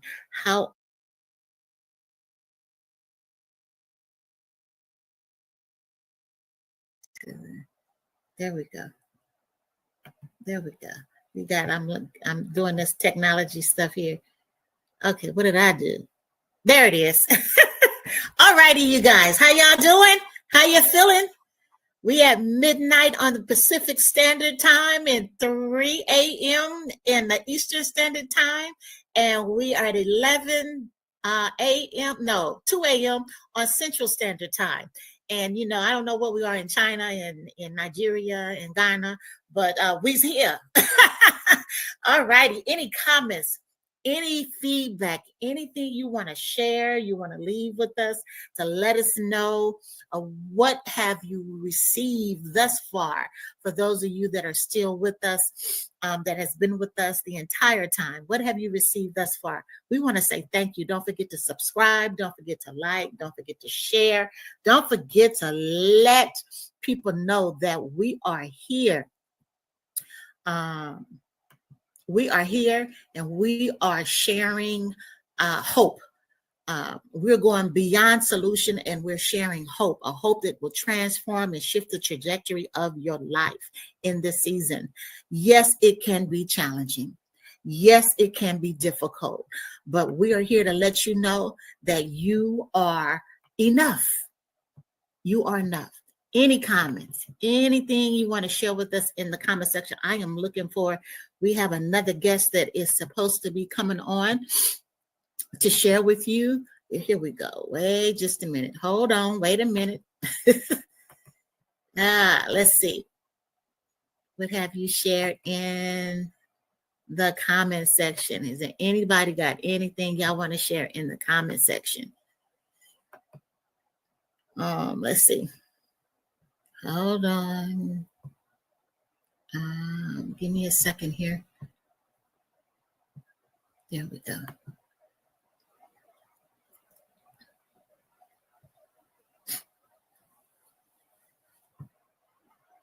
Okay. All righty, we got something we're going to put up for you while we're waiting for our next guest to come.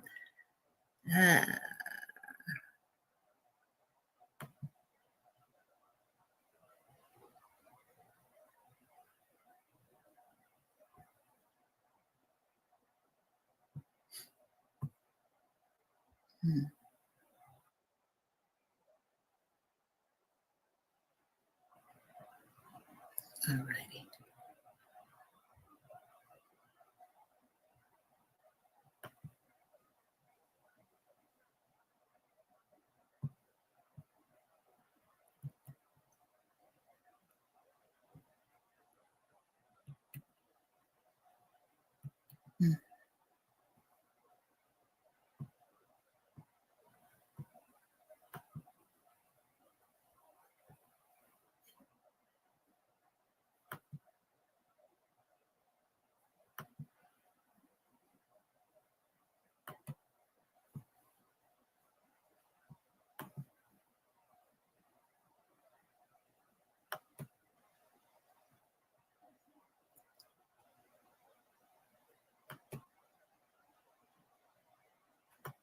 Okay.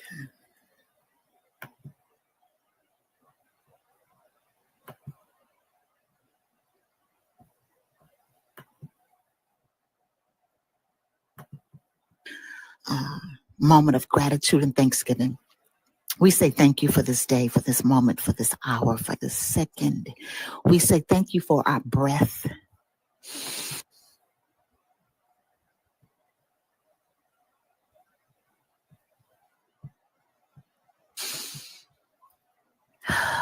We say thank you for the opportunity to say thank you. We're grateful today, this morning, for life, for the experiences that come along with life and living. We say thank you.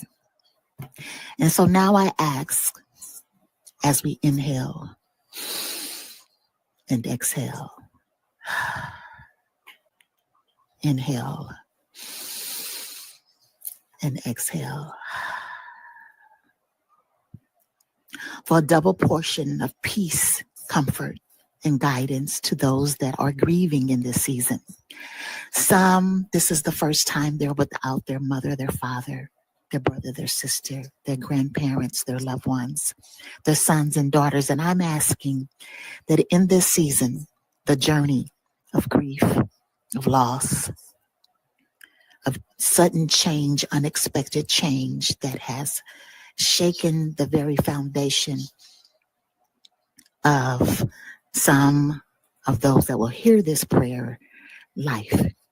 I'm asking for a special double dose of peace and comfort and guidance, protection. Peace be still. And we say thank you. And in the moment of this journey, with the array of feelings, emotions, ups, downs, joys, happiness, sadness, tears, and laughter, we pause with our intentional breath as we take it all in, not ignoring the feelings, emotions, the memories, the laughter, the sadness, the joy. We take it in, we experience it, and then we exhale. We release it. It will not lay trapped in our body, in our cells, in our DNA, in our genes, in our heart, in our liver, in our lungs. We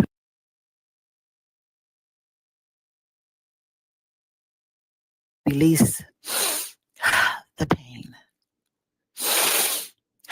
We release the stagnated energy, and we move that out.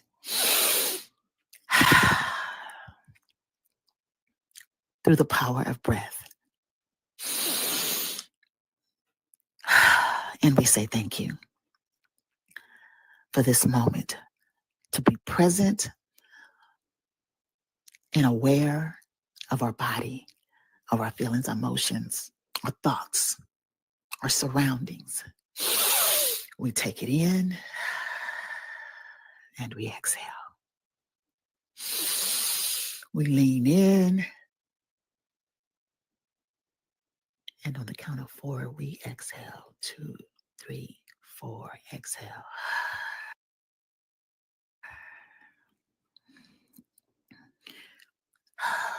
We tap it out. Our shoulders, our heart cavity, our lung area.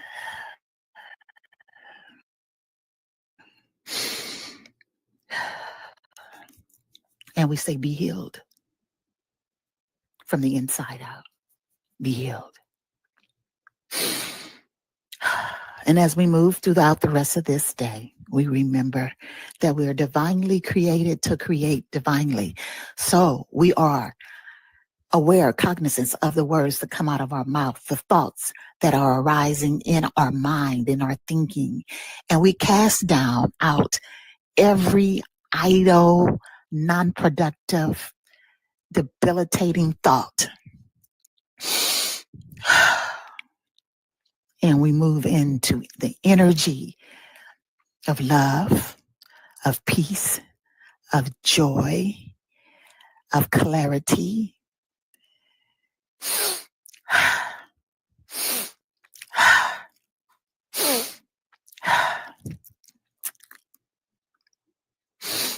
And say thank you.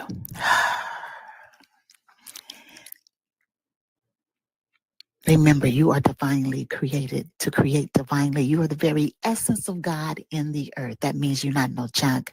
That means that your actions, your attitude, your alignment creates the possibility of your right now and your future.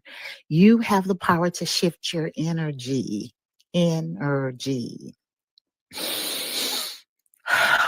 release all stagnated energy that causes you to be debilitated in your thinking, in your awareness. I wrap the wonderful arms of the creator of all life, of love, joy, peace, and understanding around you. May it envelop and be a canopy of peace as you go about your day. Amen.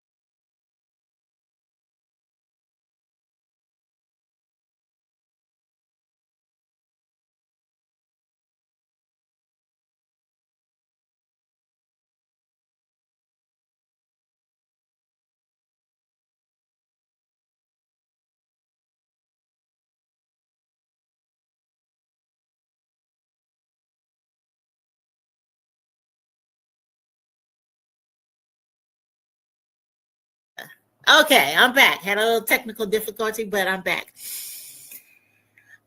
Thank you for jumping on, Kylie. I appreciate that.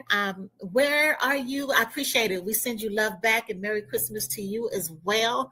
We thank you. We thank you. So where are we? Well, how are we feeling? How are we doing? What else is on your minds tonight? On your hearts tonight? We've talked about caregivers and getting through the journey of and embracing the journey of being a caregiver, and we talked about anticipatory grief. Some of you might be in the process of giving care to a loved one that you are watching their very life. You're watching the deterioration of their life, and you are aware you're maybe not even ready for them. So we thank you for being. Just had wisdom teeth surgery, and this is definitely cheering me up. Sending love from California. Hey, that's what I'm talking about. I'm glad to hear. I'm glad to hear that. That's what we are all about. We are about cheering up and sending some good wishes to those that may be in right now. That's what the intention of this broadcast tonight is all about. And so we say thank you. So again, you may be experiencing a caregiving in the realm of watching your loved one shift and change.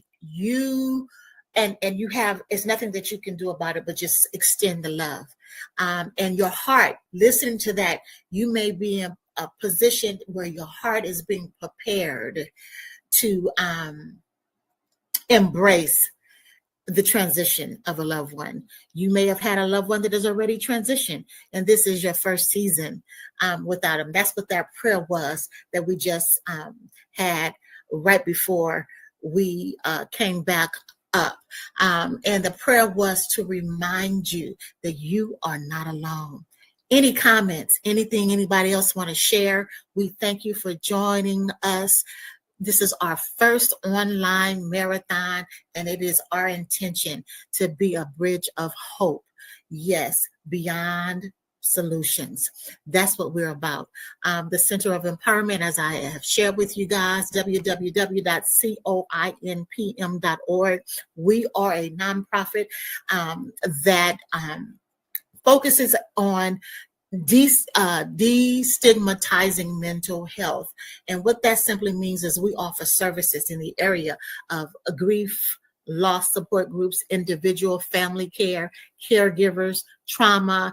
We offer support in those areas. We offer support in the areas of shifting and changing, working families that just need a little support in shifting and changing the trajectory of their families. So you may have come from, have experienced or experiencing challenging times, poverty, sickness, illness, addiction.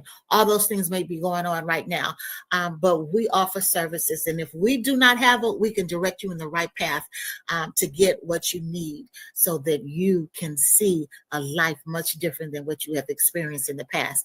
There's more to life. There's more that God has for you. I'm a living, talking, walking, breathing example that there's more. And when I say more, not in that you necessarily have to have tangible more, it's always good, but more in terms of the satisfaction of living in life, not always in a struggle, right? So we want to thank you for joining us tonight. Any comments in the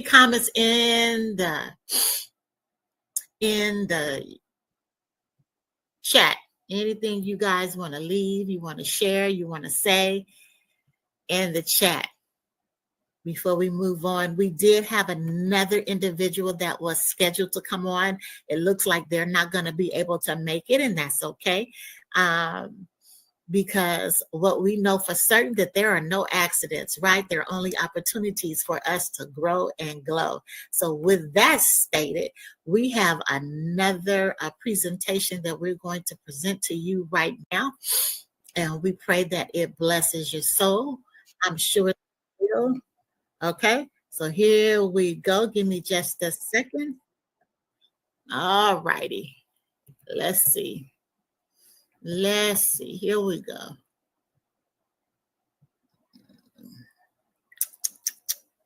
Let's do this.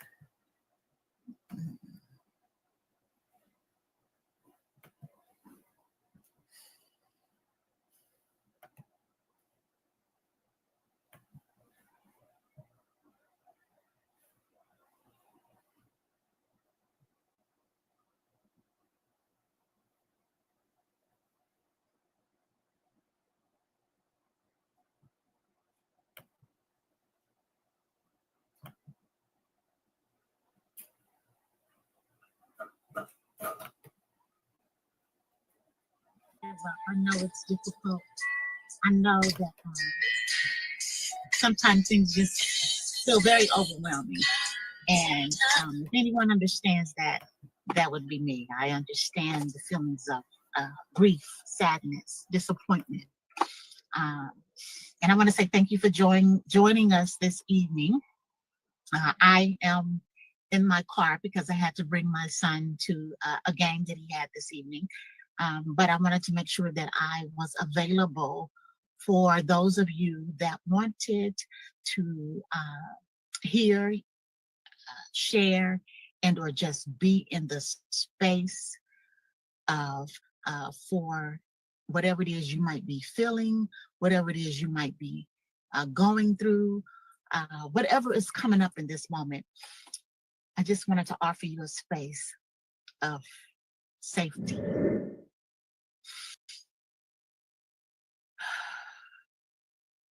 A space of releasing, inhaling, and exhaling, inhaling, hold, 2, 3, 4, 5, and exhale. Yes, that feels good. One more inhale.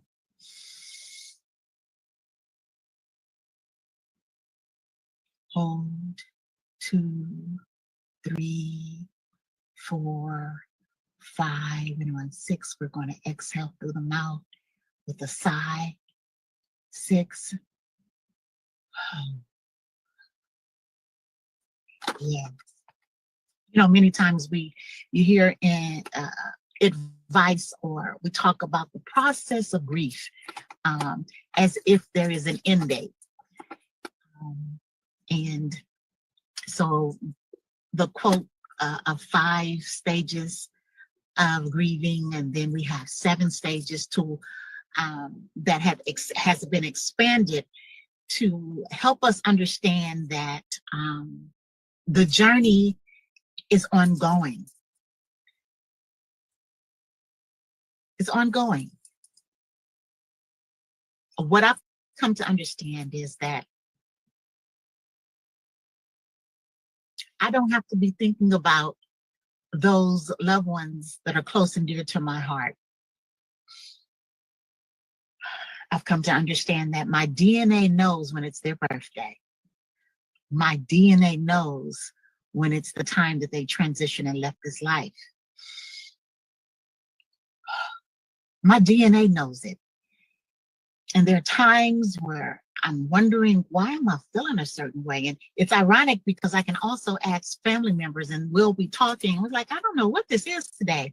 And then I say, you know it's daddy's birthday. You know it's grandfather's birthday. You know it's the month that they transition. You know it's the date of their funeral. You know it's when mama left here. You know, and it's like, wow, that's it. And so what I want to share with you, your DNA knows the trauma experienced when a loved one has transitioned from this life to the next. And although we are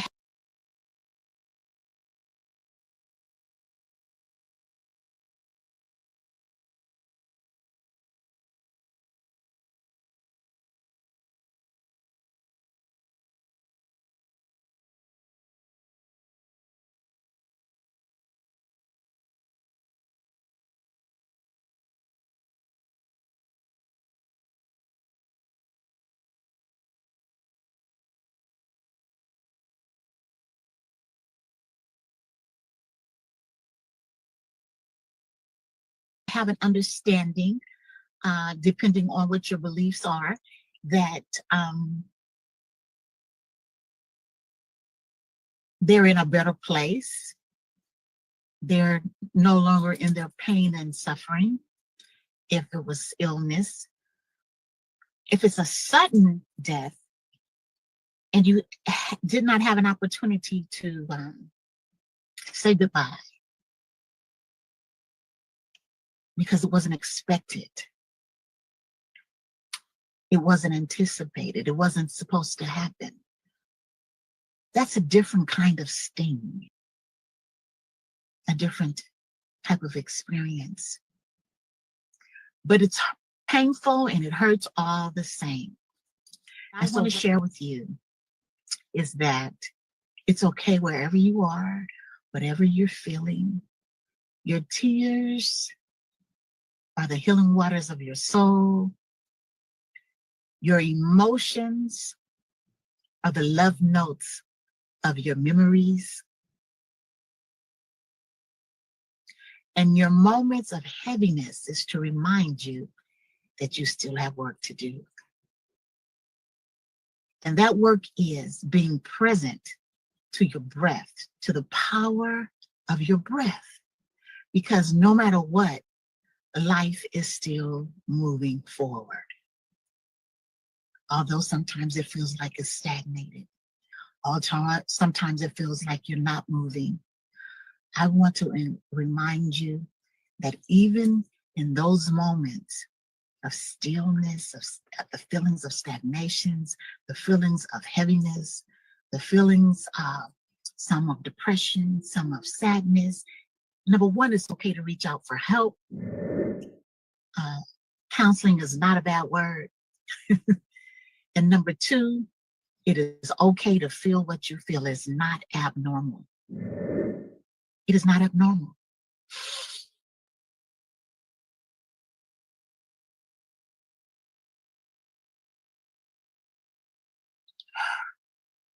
Many of us have to learn how to breathe again. How not to hold our breath in anticipation of the next traumatic experience.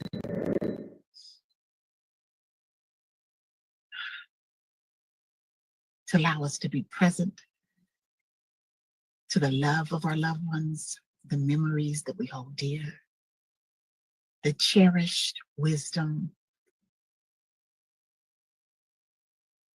that they imparted upon us, the mantles that have been given to us to carry on.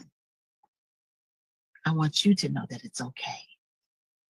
And it is okay to not do anything, to feel what you're feeling.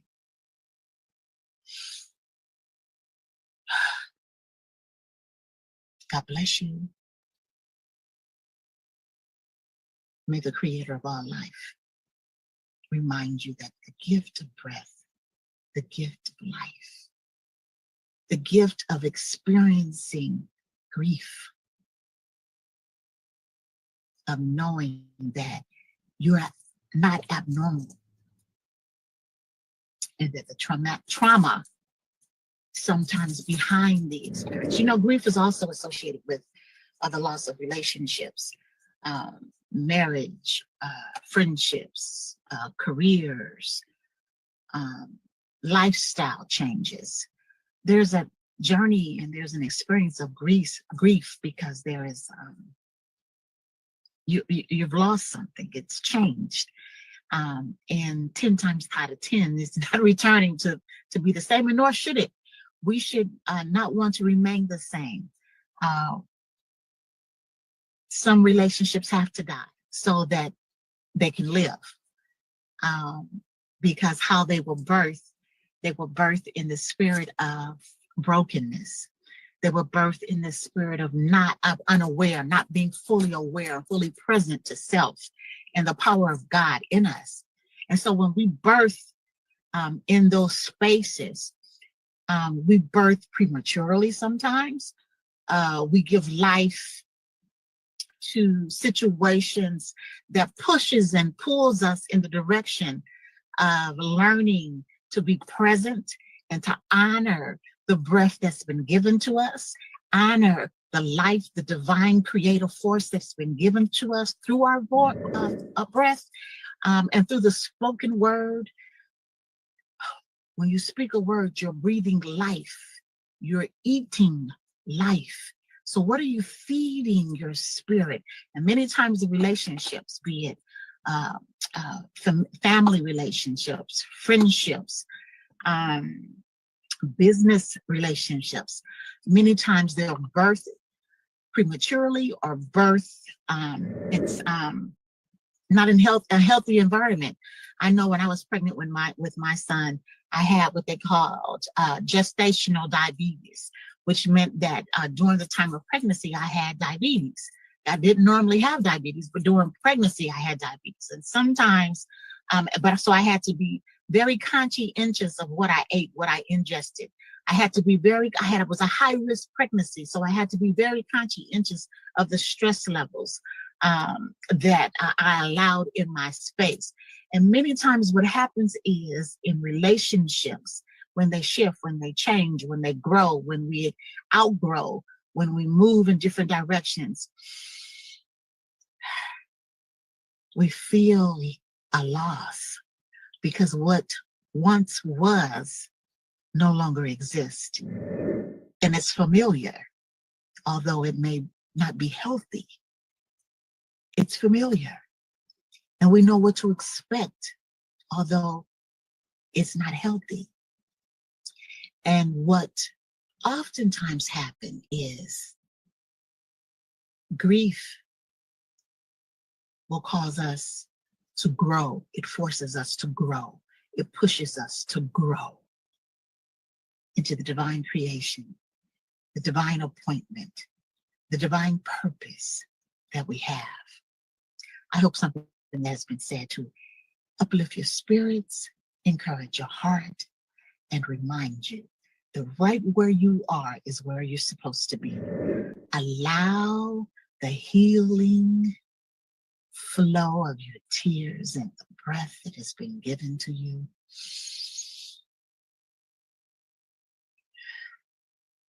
That's oxygen getting into those areas that hasn't been oxygenated in a very long time, because we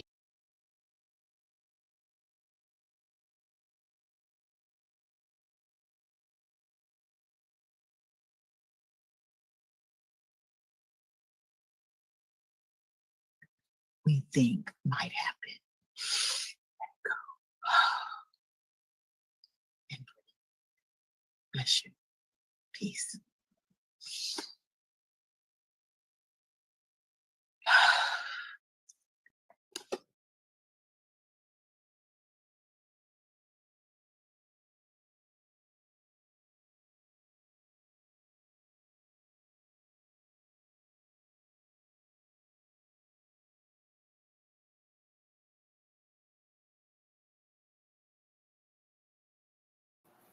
I did it again. I was on mute. But thank you again for joining in with us tonight. We see you checking in, and we appreciate that. Thank you. Don't forget to subscribe. Don't forget to like. Don't forget to share. And by all,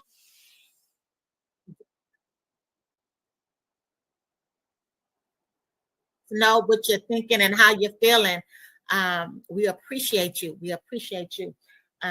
We know Christmas Eve is a night that a lot of people spend times with their families, with their loved ones, they get engaged, and all kind of fun stuff happen on Christmas Eve, but it's not for everybody. It doesn't happen like that for everybody. And so we wanted to make sure that we had a space for those of you that are experiencing sadness, grief, loss, are caregivers. Maybe you're sick, ill. When I say sick, you're healing. I like to use the word that you're healing, that you're recouping and regaining your strength. And so we wanted to make sure that we gave a space for you tonight so that you could feel and know that you're not alone, number one. Number two, there are other men and women that have walked this path and journey that you're walking, be it your first time um, uh, having the holidays by yourself, in terms of not being with loved ones, be it it's just unfamiliar territory and it just doesn't feel good. And so I understand that. I've been there, I've done that, I know what that's like. And as we had stated earlier, many of us take on this kind of work because we've experienced it, and we want to be hope to those that have experienced. So we're going to share this with you, and then we're going to be and we want to say thank you again. Don't forget to like, share. Okay, so hold on just a moment, and we got something else for you, and we will be right there. We go. Here we go.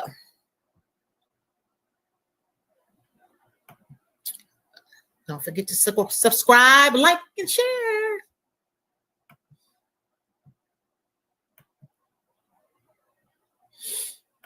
Mm.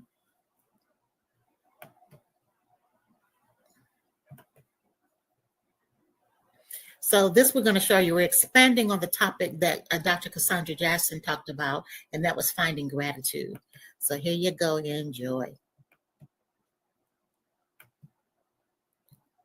The advertisement, what we put is learning to live with grief, right, and loss, grief and loss. Because loss, of course, can produce grief and can produce sadness and withdrawals and all of the emotions of anger and disappointment and all of that. It's all inclusive. But sometimes we think when it comes to our loved ones that it means that it ends. At some point, it's going to end, right? But the beauty of it is what I've learned after 15, almost would it be 15 years with my mother. My father will be 21 years. And then my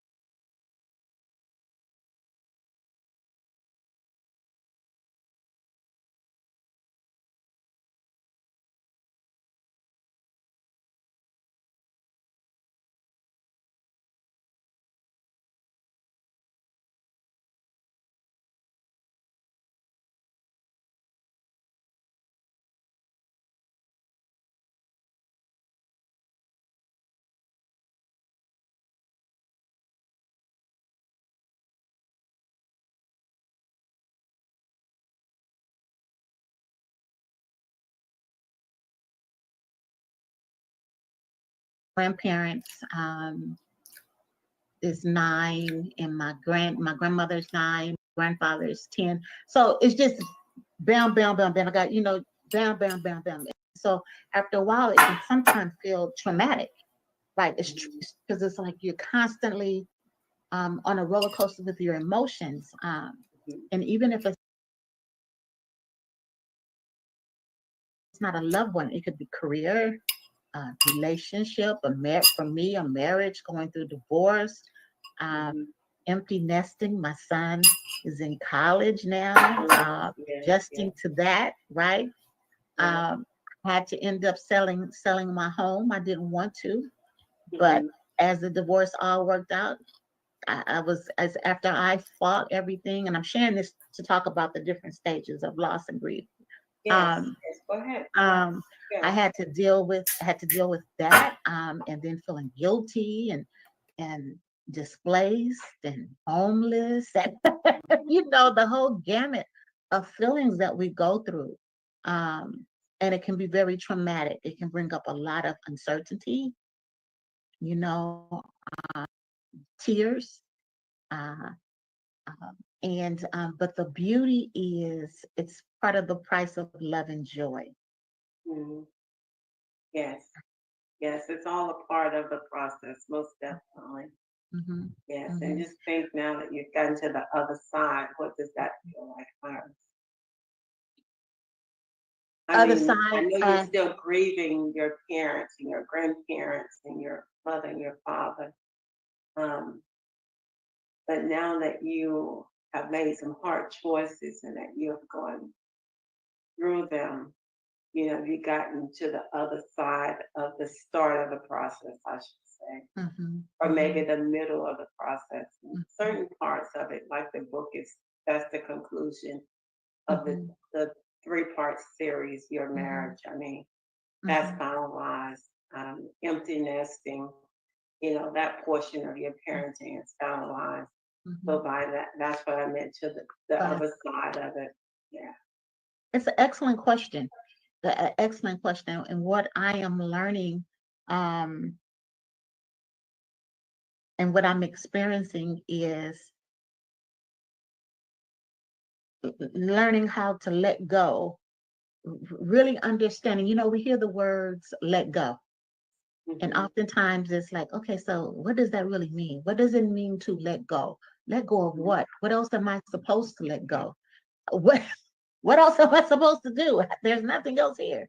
But really releasing what I do not have control over, and knowing that where something ends, there is a new beginning.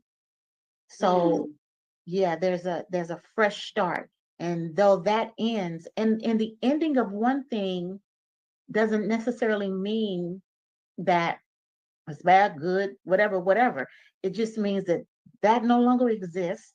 And now I get to choose and have a different type of relationship with the relationship. That is I hope so good. Yeah. So Yeah. I get to have a different type of relationship with the relationship.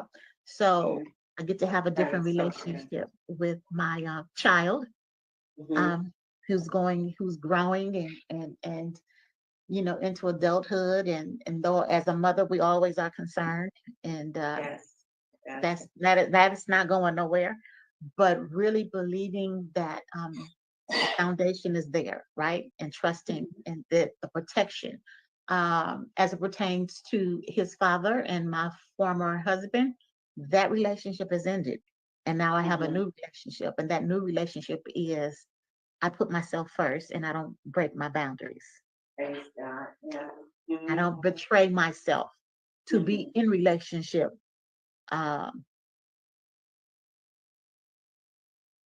it was before, because it'll never be like that again. And being okay with that, and to learning that, stop beating myself up and having regrets, and I can't believe it, and 20 years of my life, and that whole thing.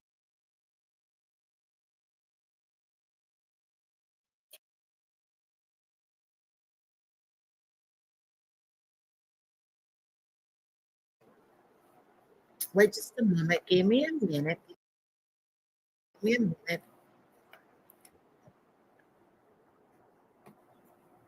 All righty. So thank you all again. Thank you all again for tuning in. And we do hope something has been said that has uplifted your spirits and transform your thinking about this season. shifting your perception, of how to walk through this time in this season. Finding gratitude, finding your gratitude, and knowing that you have a right to feel an array of emotions. They God-given. There's also God-given for you to choose how you view it, how you interpret it, how you perceive it. And so I would like to submit to you at this time that your gratitude and your attitude and your perception and how you care for yourself, how you have committed to yourself, what you've committed to as it pertains to your self-care, your mental health, where you are. You are worthy of the fullness of this experience in this thing called life. You, as you learn to pause and breathe and journal and walk and turn the TV off and turn the phone off and say no and remember that it's a complete sentence. There's so much that has been shared tonight and in this marathon to keep you going through this season. The main thing is take care of yourself, reflect, refocus. You know, sometimes we say restore, and I'm not going to say, I stopped using the restoration as a part. Some things, yes, restore, but some things we need a fresh new build on. Our foundation has been adjusted, and we're building on a new foundation that's stronger, and it is balanced. It's not uneven. I think about the foundation of the house that I had, was in my family for over 50 years. The base underneath, there was started to be a shifting in the foundation because of the time that it was built. And so it had to be fortified. Okay, restoration. It had to be retrofitted. That's a form of restoration. So sometimes with ourselves in our life, we have to be retrofitted. We have to be fortified. We have to be strengthened. And then that foundation is rebuilt, if you will, so that it is fit for the life and the dispensation and what's ahead of you. You cannot do anything. I don't know who this is for. You cannot do anything about what's past. Not a thing you can do about it. You can forgive yourself, forgive others, forgive and let go of your false expectations on how things are supposed to turn out. Remember that you are a powerful being, and the beauty of your feelings or an emotion is that they change. They don't stay the same. There are things that trigger and remind you, but you have also been equipped and housed within your body, within your mind, within your thinking, the ability to shift your perspective. Right where you are is right where you're supposed to be, or where you need to be, as you are learning to move, shift, and change. Think about this. When a woman becomes pregnant, her body changes. It goes through, the organs change, and it expands, and it has to make room to carry the child. She's being retrofitted. And then after she gives birth, it goes back into position. However, oftentimes, many times, there may be surgeries that may be needed, or there's a time that's needed for the body to go back into position, into its intentional, natural form. And that takes time. It doesn't happen overnight. It is the same thing that happens when we go through this wonderful journey that we call life. There are things that happen that takes time so that our mind and our thinking can shift and change about what we're experiencing. This is a season. It's not permanent. It's the end of the year, and at the end of the year, we've been conditioned to think it's time for celebration, it's time for Christmas trees, it's time for lights, it's time for turkeys, it's time for hams, it's time for family gatherings, it's time for this, it's time for that. And I'm not saying any of those things are bad or negative. However, what I am saying is you have an opportunity to shift your perception about those things and experience it in a different kind of way. You get to choose as you're expanding, shifting, or growing, and it takes time, okay, how you live through the end of the year and how you embrace the new beginning. You get to do that. That power has been given to you through the Holy Spirit. Remember, you have not been given the spirit of fear. That's a learned behavior. You don't have to choose from the space of fear, of unbridled emotions, scared emotions, of fear, of what might happen, what could happen, what if it did happen, or why did it happen, and all those things that come up. Or the last time this happened, or I lost this because that happened. You don't have to live. We don't have to live in that. And when we shift our perception even around death, and I'm not saying it's easy. I'm first to tell you, it is not easy. Neither is it comfortable. But when I begin to learn that it's a perception and that my loved ones are with me all the time in spirit, and they're now my ancestors, my angels, and they guide me, and they're sending out signals. I know we don't like to talk like that, but it's the truth. Okay?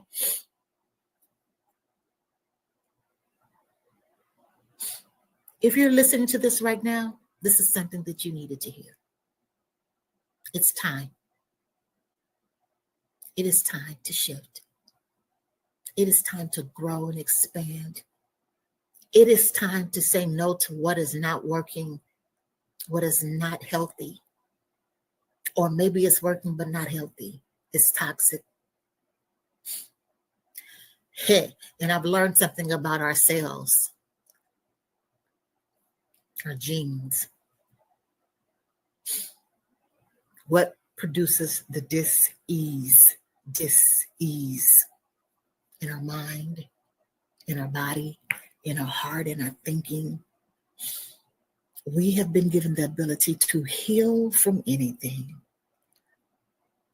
but we must pause. You've proven that you're resilient.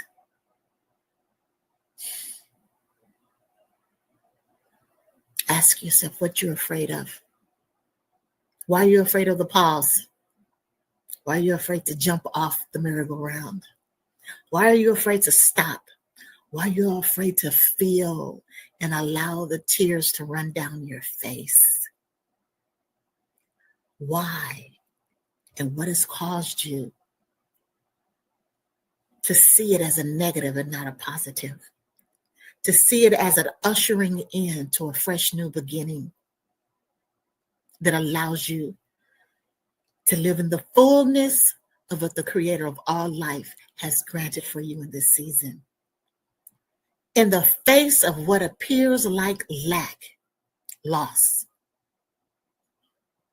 you do not have to sedate yourself with things, with relationships that are not working, with the expectations and situations that you already know not gonna work. You know it in your spirit, in your gut. That's what that upset stomach is about. Looking at what our ancestors, the path, the guide that they have already left for us, they've left us a pathway. They've guided us. They survived so that we can now live. It's up to us to now live. I don't know how much more time I have on planet Earth as a human being, but I do know that the legacy that I'm leaving and sharing with you right now if you're listening to me and hearing me, is transforming your thinking. Tonight, you have been empowered with the voice of wisdom, with the voice of inspiration, and with the voice to ignite the flame in you, to reignite the flame in you, that flame that was given to you at birth, that fear has smothered, death has smothered, disappointment has smothered. Tonight, you have been given an ignited flame that's burning for you to move into the area of your divine purpose and destiny. This morning, early morning. All righty. Thank you for joining us live. God bless you. And we'll see you in a few. We have more, so don't go away. Come back. All righty. God bless. Thank you for joining.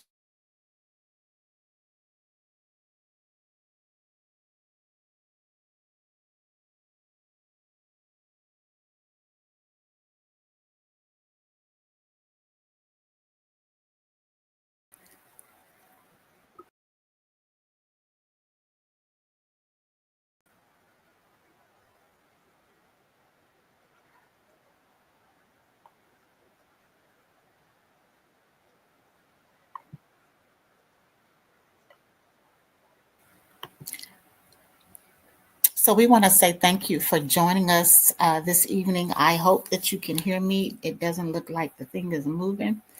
But thank you. There it is. Thank you for joining us on the recording, live recording of our mini marathon. And we pray that you continue to know that you are not alone. Center of Empowerment, to check out our services at www.coinpm, that's COINPM.org. And of course, all donations are tax deductible. You can write them off, so you have a few more days if you want to donate to the Center of Empowerment and you want to see more programming like this and the other services that we offer in the area of support to individuals and families that are in transition, shifting the trajectory of their life. God bless. Enjoy the rest of your day. Peace and blessings.